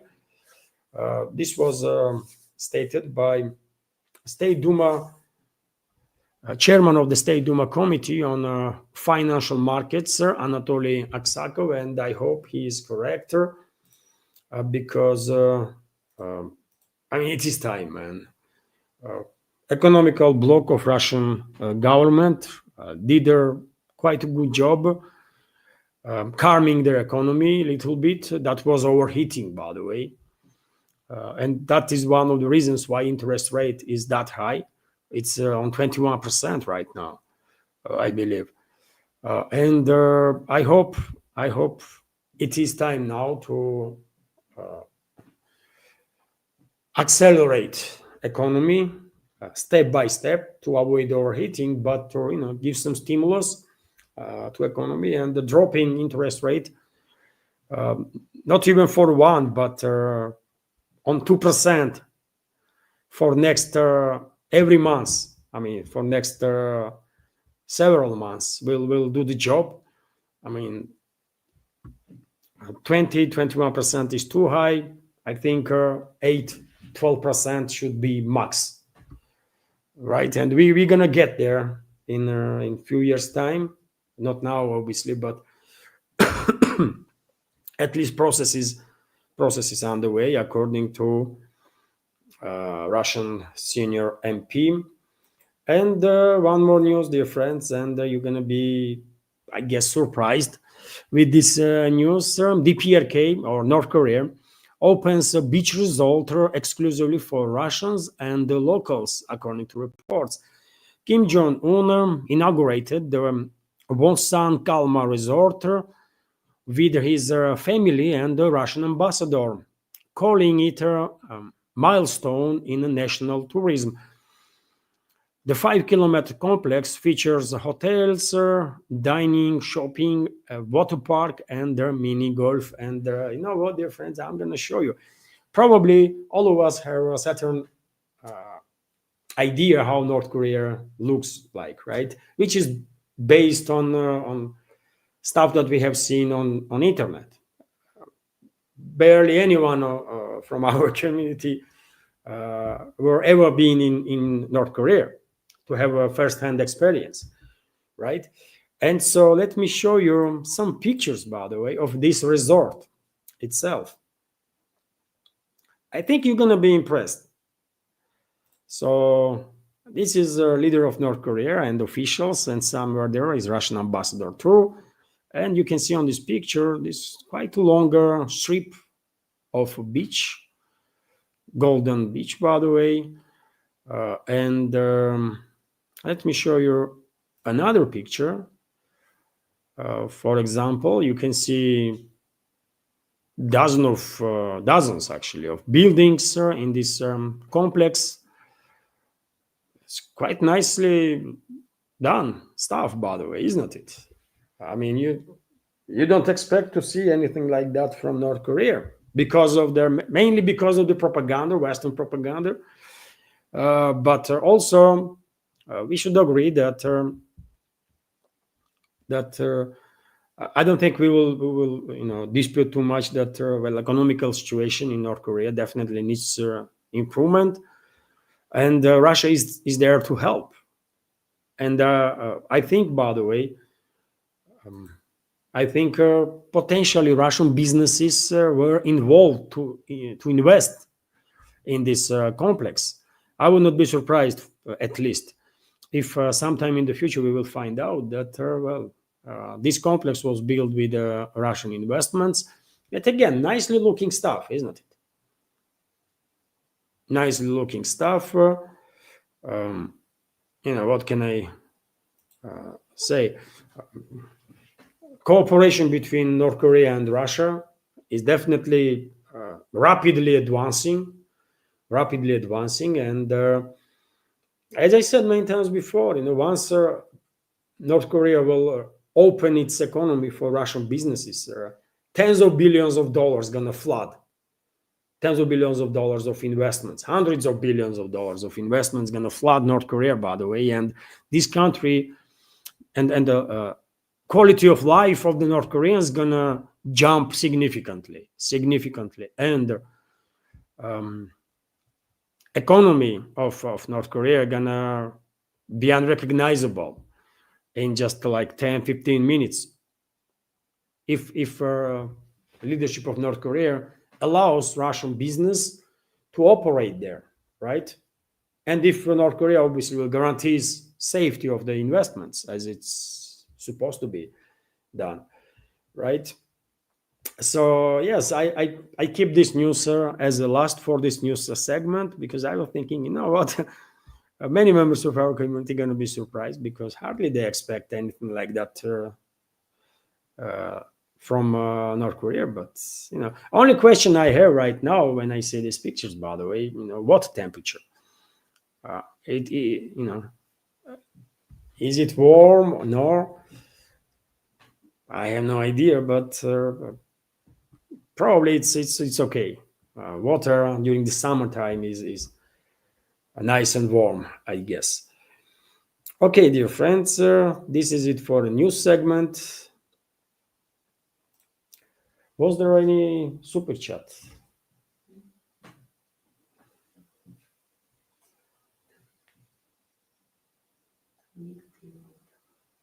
Dwalder, thank you very much. Thank you very much for your generous donation on Rumble. Truly grateful. Comment is good morning. Really enjoy your program. Thank you very much.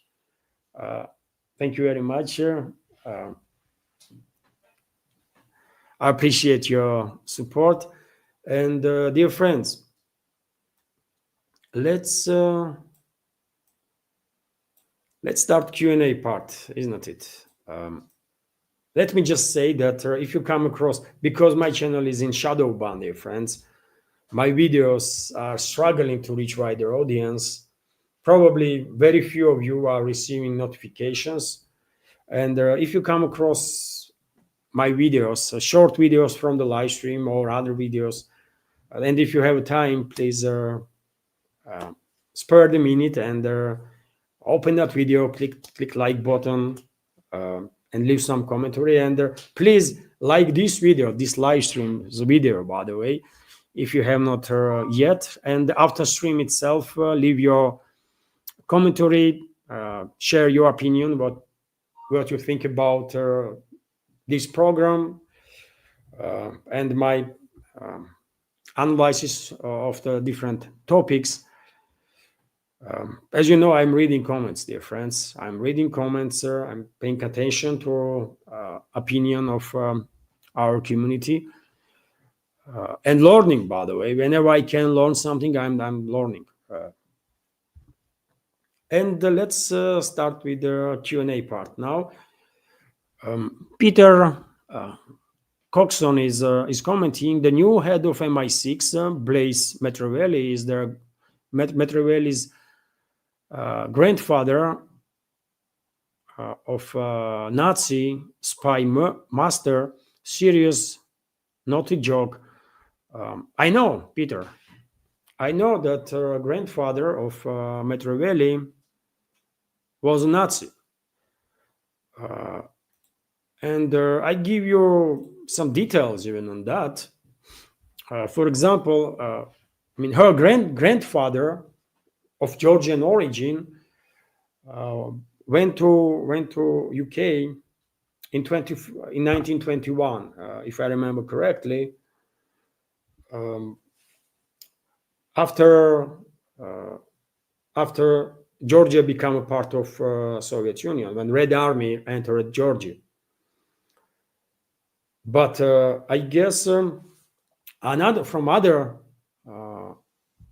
side, grandfather of current or future MI6 boss, Blaise Metravelli, was Konstantin Dobrovolsky. And he was a Nazi collaborant, by the way. He was Ukrainian Nazi collaborant of their SS, Nazi Germany. And he had, according to information that is in archives, his nickname was a butcher. This Konstantin Dobrovolsky. His nickname was a butcher, by the way.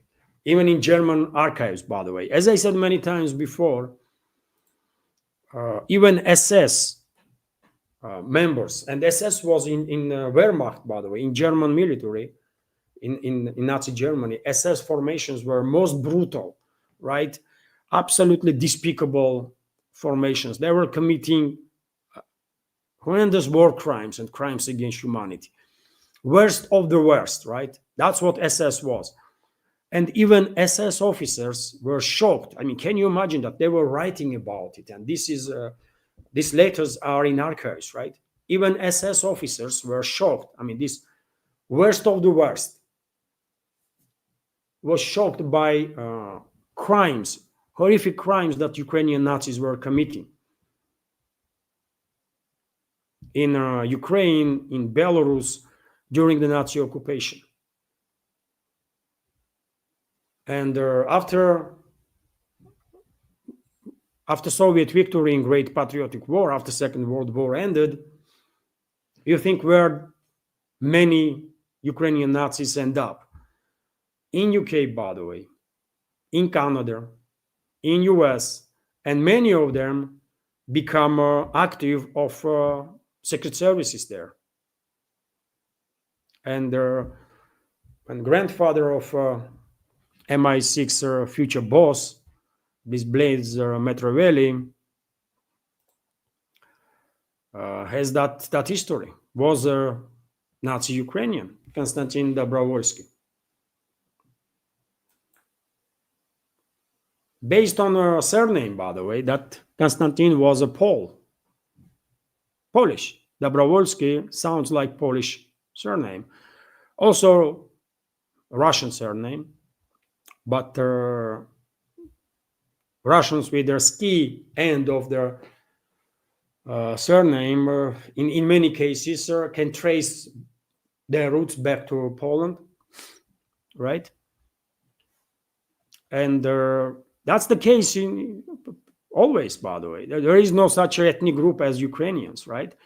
This political Ukrainianism was generated by British aristocracy, British royal family, some 200 years ago. I mean, few centuries ago, let's say, right? I cannot give you exact years now, how many years passed since then. But it was generated by British aristocracy, British royal family. They were thinking that they can use this political Ukrainianism. They can brainwash people on Ukraine or Malorussia, and then use this to somehow influence Russia, weaken Russia, and this idea then transferred to Germany, and the German Chancellor Bismarck was also openly talking about it, how they're going to use this political Ukrainianism to divide Russian society and to weaken Russia. And unfortunately, through centuries, they managed to brainwash enough number of people that many of them truly believe that they are ethnic Ukrainians, right? It's non-existent ethnic Ukrainians. I mean, it's nonsense, right? If I call myself now ethnic Martian, am I ethnic Martian? No, right? And if I brainwash enough people, like 10 million people, and we all are calling ourselves ethnic Martians, are we becoming ethnic Martians? No, we don't, right? And same goes for these so-called Ukrainians, by the way. It's crazy, right? And there are many of them were and still are until nowadays so brainwashed, by the way, that they are joining Nazi formations and they're committing tremendous crimes. That was the case during the Second World War, and it is the case now, by the way, right? And most despicable formations on Kiev-controlled territory are these Nazi formations, like, isn't it? Like Azov, Aidar, Kraken, and so on. So yes, MI6, by the way, is cooperating with all sorts of garbage elements historically. I mean, that's what they do. And therefore, I'm not at all surprised that even current or future, she is not yet appointed, isn't it? She is going to become, this Blaise Metrovelli is going to become a MI6 boss, but final decision is not yet been made there, I believe. So it's not at all surprising that even a future boss of MI6 can trace back her roots to Nazism and fascism. I mean, Am I surprised? Not. You know. Thank you for your comment, Peter. I forget to highlight the question itself. So thank you for sharing. Let's continue, dear friends. I will scroll faster.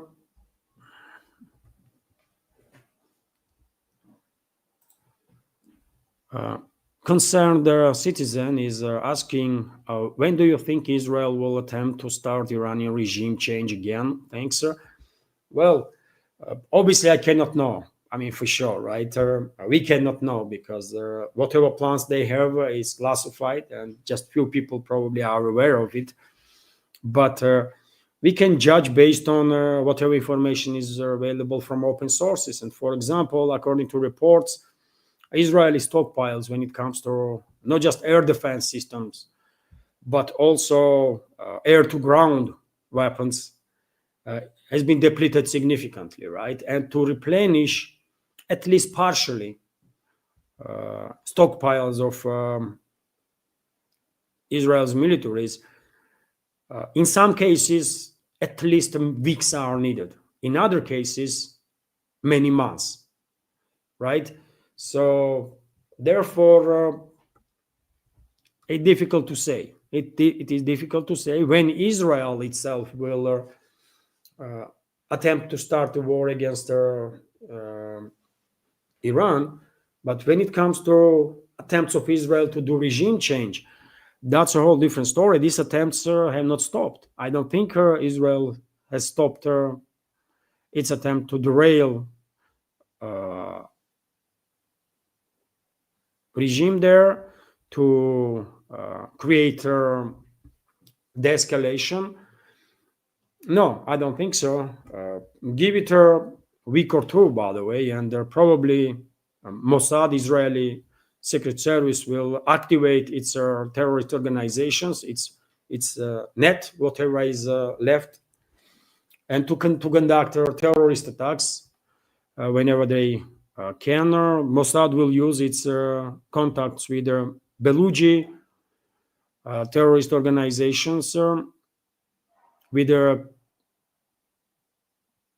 Kurdish terrorist organizations that are operating inside Iran. This is also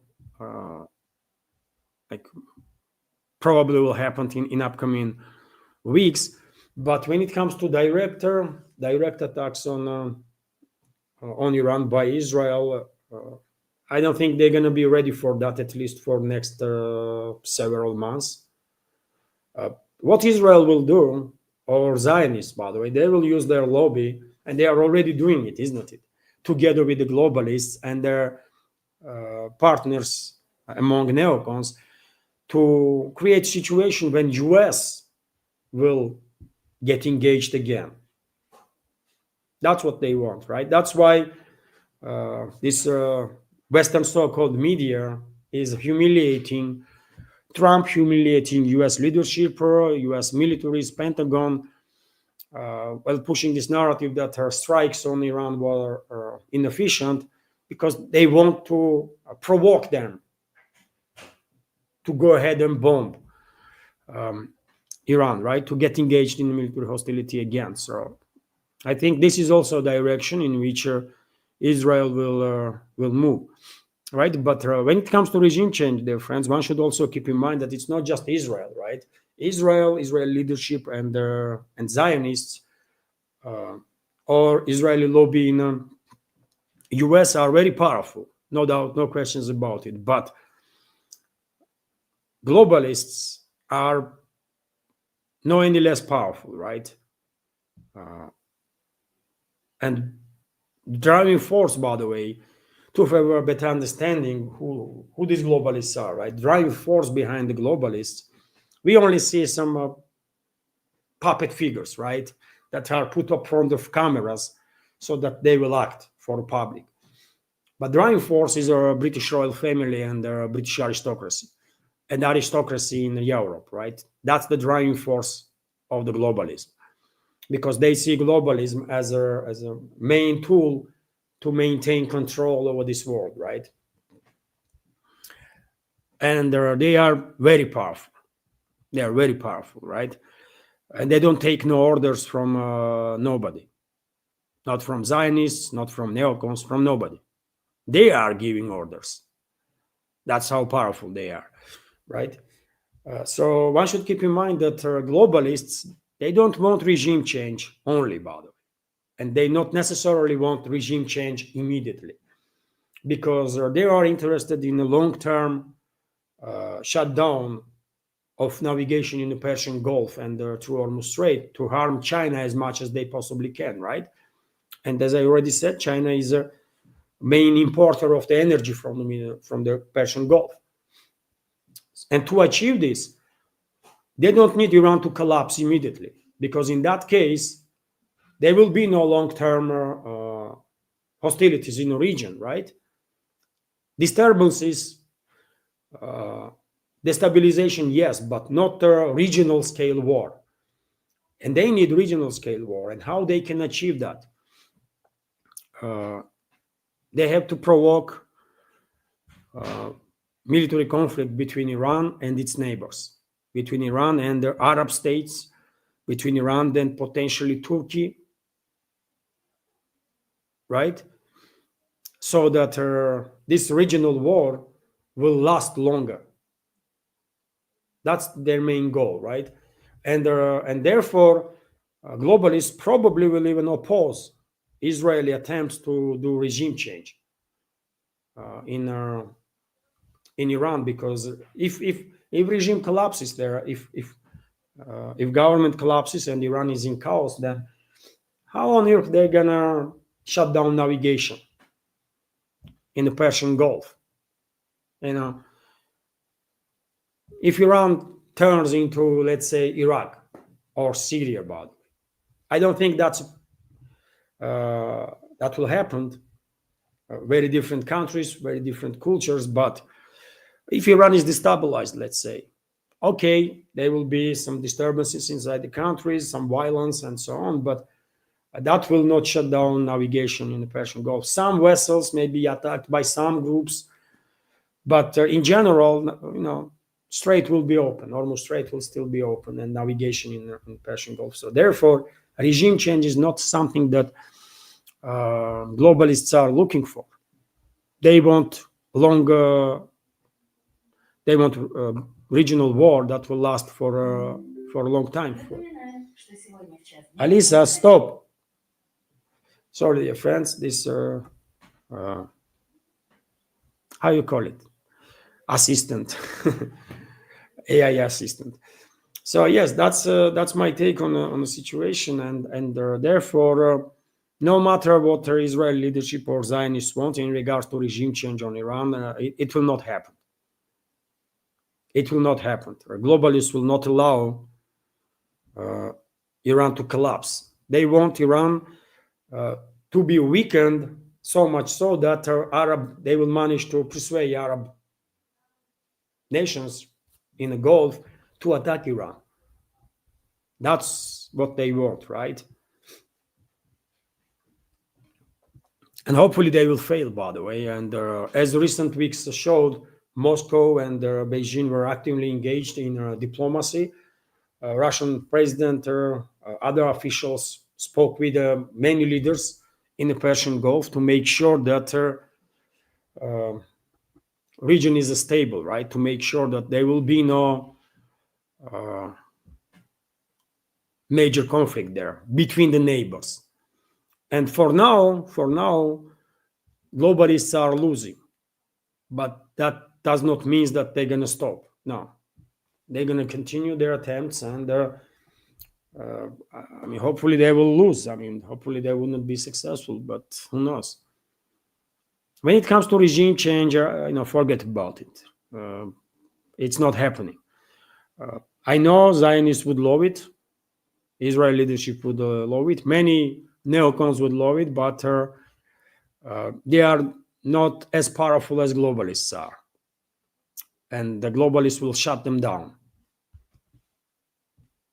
So there's going to be no regime change now in Iran. No. globalist wants regional war. Hopefully, my answer is good enough, or my understanding of their situation. Also, Nathan Dunninger is commenting or asking, will Russia take Odessa back from the Kiev regime? Thank you for your question, Nathan. Yes. Answer is yes. I mean, I have no doubts about that. I personally have no doubts about that. I don't know what plans Kremlin has, obviously. They are not sharing it with me, but me personally have no doubts that at least from Kharkiv region to Odessa region, all territory will be liberated and people there will be free and secure from this Western-backed terrorist regime of Zelensky. I have no doubts even for a second. So it's only a matter of time, dear friends. I believe in Nikolaev region, in Odessa region, in Dnipropetrovsk region, Kharkiv region, referendums will take place, and people from these regions will have an opportunity to make decision. And I'm sure they are Russians, by the way, so obviously they will want to join Russia, right? They are Russians. They are part of Russian world, by the way. Majority is ethnic Russian, and majority that is not ethnic Russian is still Russian because they are part of Russian world, right? I am not ethnic Russian, right? I'm a Georgian Ossetian, ethnically speaking. Georgia is a former Soviet republic. Ossetia is a descendant nation that is descendants of Skytho-Sarmatians, right? Alans. From history, you probably have heard about these people. And so ethnically, I'm not Russian, right? I'm not Slavic origin, but am I part of Russian world? Of course I am, right? So that's how it is. Vast majority of people in Kharkov region, Dnipropetrovsk region, Nikolaev region, Odessa region, and many other regions, by the way, see themselves as a part of Russian world and give them opportunity to make decision. I have no doubts that they will say, we are part of Russia, but Russian world, we want to join Russian Federation. And that's how it's going to be. I mean, there is no other way, by the way. I mean, this is just a 1,000,000%. That's how it's going to be. I have not a slight doubts about it. Thank you for your question.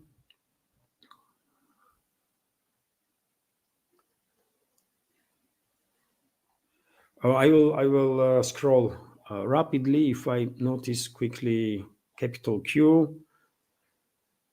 Then I will react on it.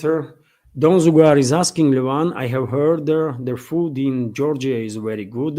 What are some of their famous Georgian dishes?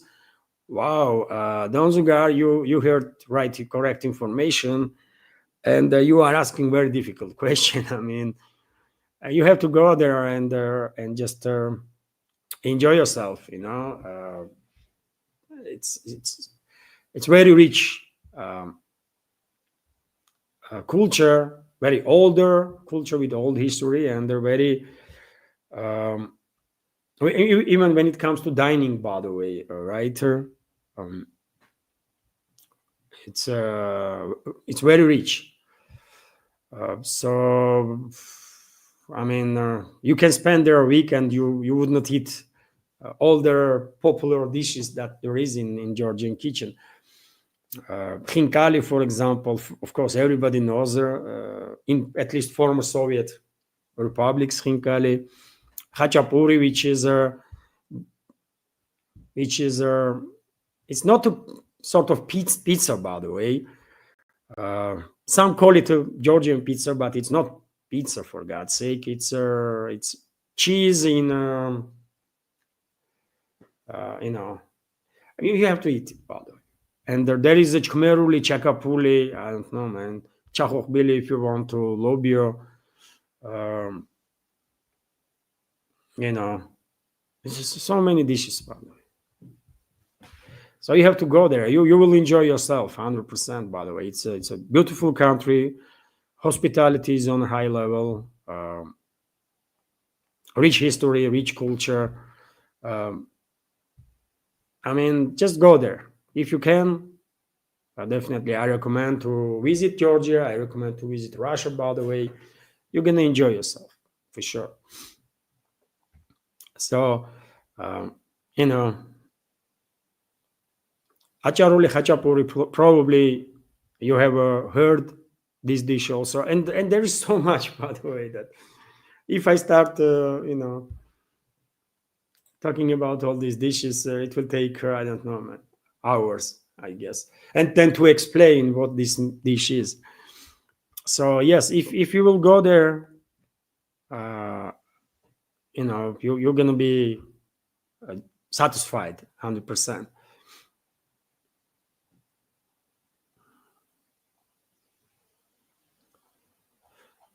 Capital Q.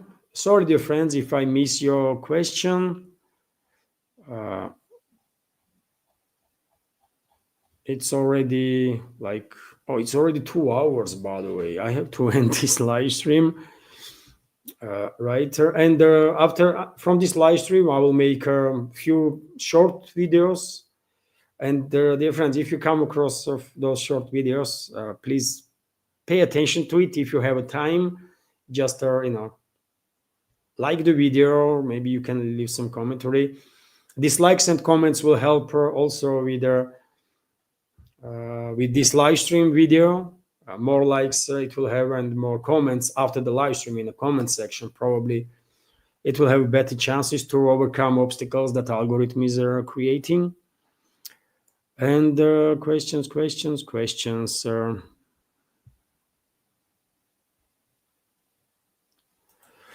Uh, Ramp Lancer is asking Levan, when is Russia going to take the EU to their international court, ICJ, to sue them for the $300 billion plus their interests, or they will never do it?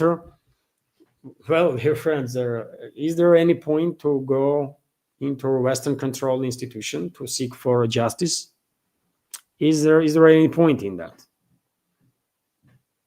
You're not going to achieve much, isn't it? It's all illusion that these Western controlled institutions are serving justice or the people, right? It's all the illusion that was, generated by Western ruling class, their propaganda means. In reality, it's all false, right? And when it comes to this frozen Russian assets, that 200 billion, around 200 billion, is in Europe, and about 100 billion is in US, right? Well, approximately similar level of investments are in Russia from the West, right? And Russian leadership was clear: you take illegal action and steal our assets, or we're gonna confiscate your assets in Russia. That's how it's gonna go down, I think. Moscow don't want to do this, right? But eventually, I think that's the way it's going to be. Eventually, West will steal this 300 billion of Russian assets completely, and Russia will have no option but to retaliate with the confiscation of Western assets in Russia. That's that's how I see it, by the way. If you ask me right now, based on information that is available, I will say there is almost no chances that West will give this 300 billion back to Russia, plus interest. They're not going to give it back, right? So eventually, at some point, they will formalize this robbery of the Russian assets, and Moscow will have no option but to retaliate and confiscate about 300 billion worth of Western assets. That's it.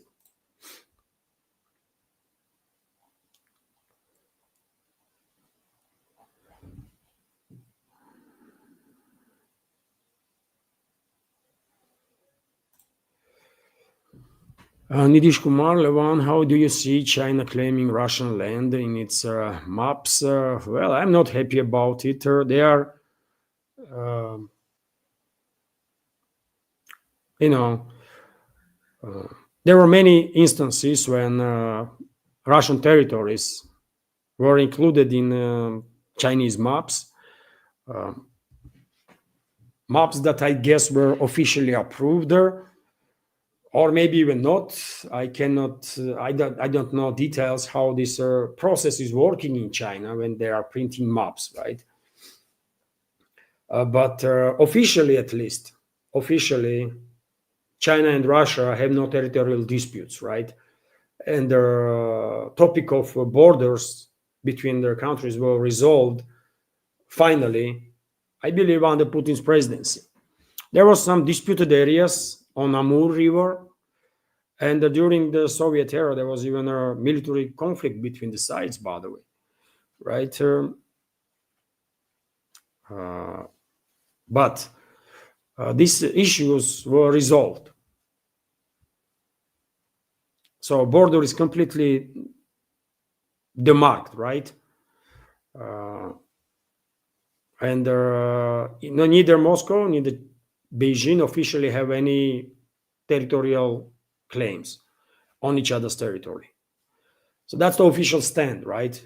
And therefore, I mean, if anybody somewhere prints some rogue map, okay, I mean, it's not, I can print right now, map in which there is no China whatsoever. And what? Does it mean anything? No, it's just a poor, uh, it's just a bad joke, let's say. So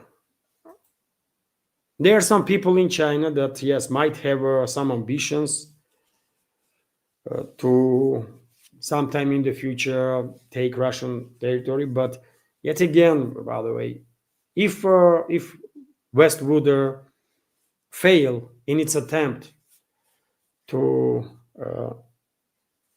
create tensions in the Middle East, shut down navigation in the Persian Gulf, then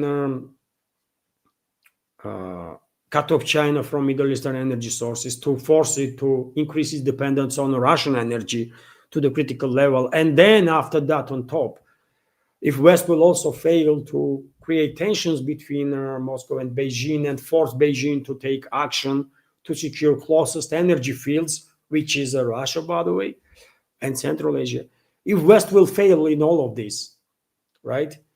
I don't think there are going to be any tensions between Russia and China, because Far East, by the way, is not necessarily a very friendly area to live. But if you are not ready for harsh conditions,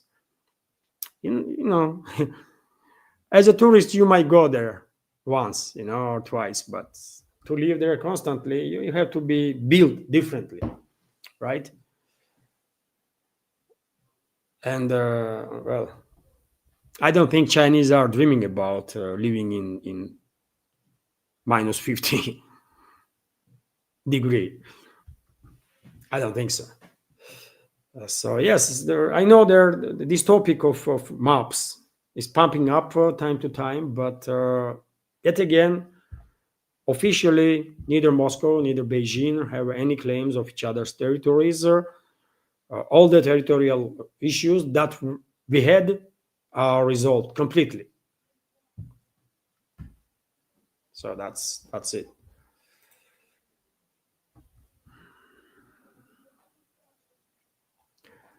And dear friends, I guess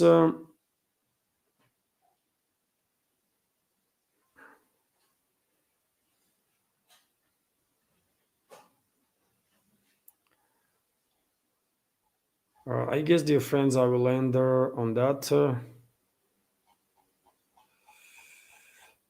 Thank you all for your attention, dear friends. Thank you all for your attention, for your support, questions. Hopefully, Hopefully, live stream was interesting. And if so, please don't forget to click that like button. It might help dear friends to reach a wider audience. As I said, I don't know about tomorrow. Will I have a live stream or not? Let's see how day goes news-wise, isn't it? In any ways, I will let you know through Telegram and community page on YouTube and Twitter X page. For now, I will end this stream. Have a wonderful day, great upcoming weekend, and take care. Thank you.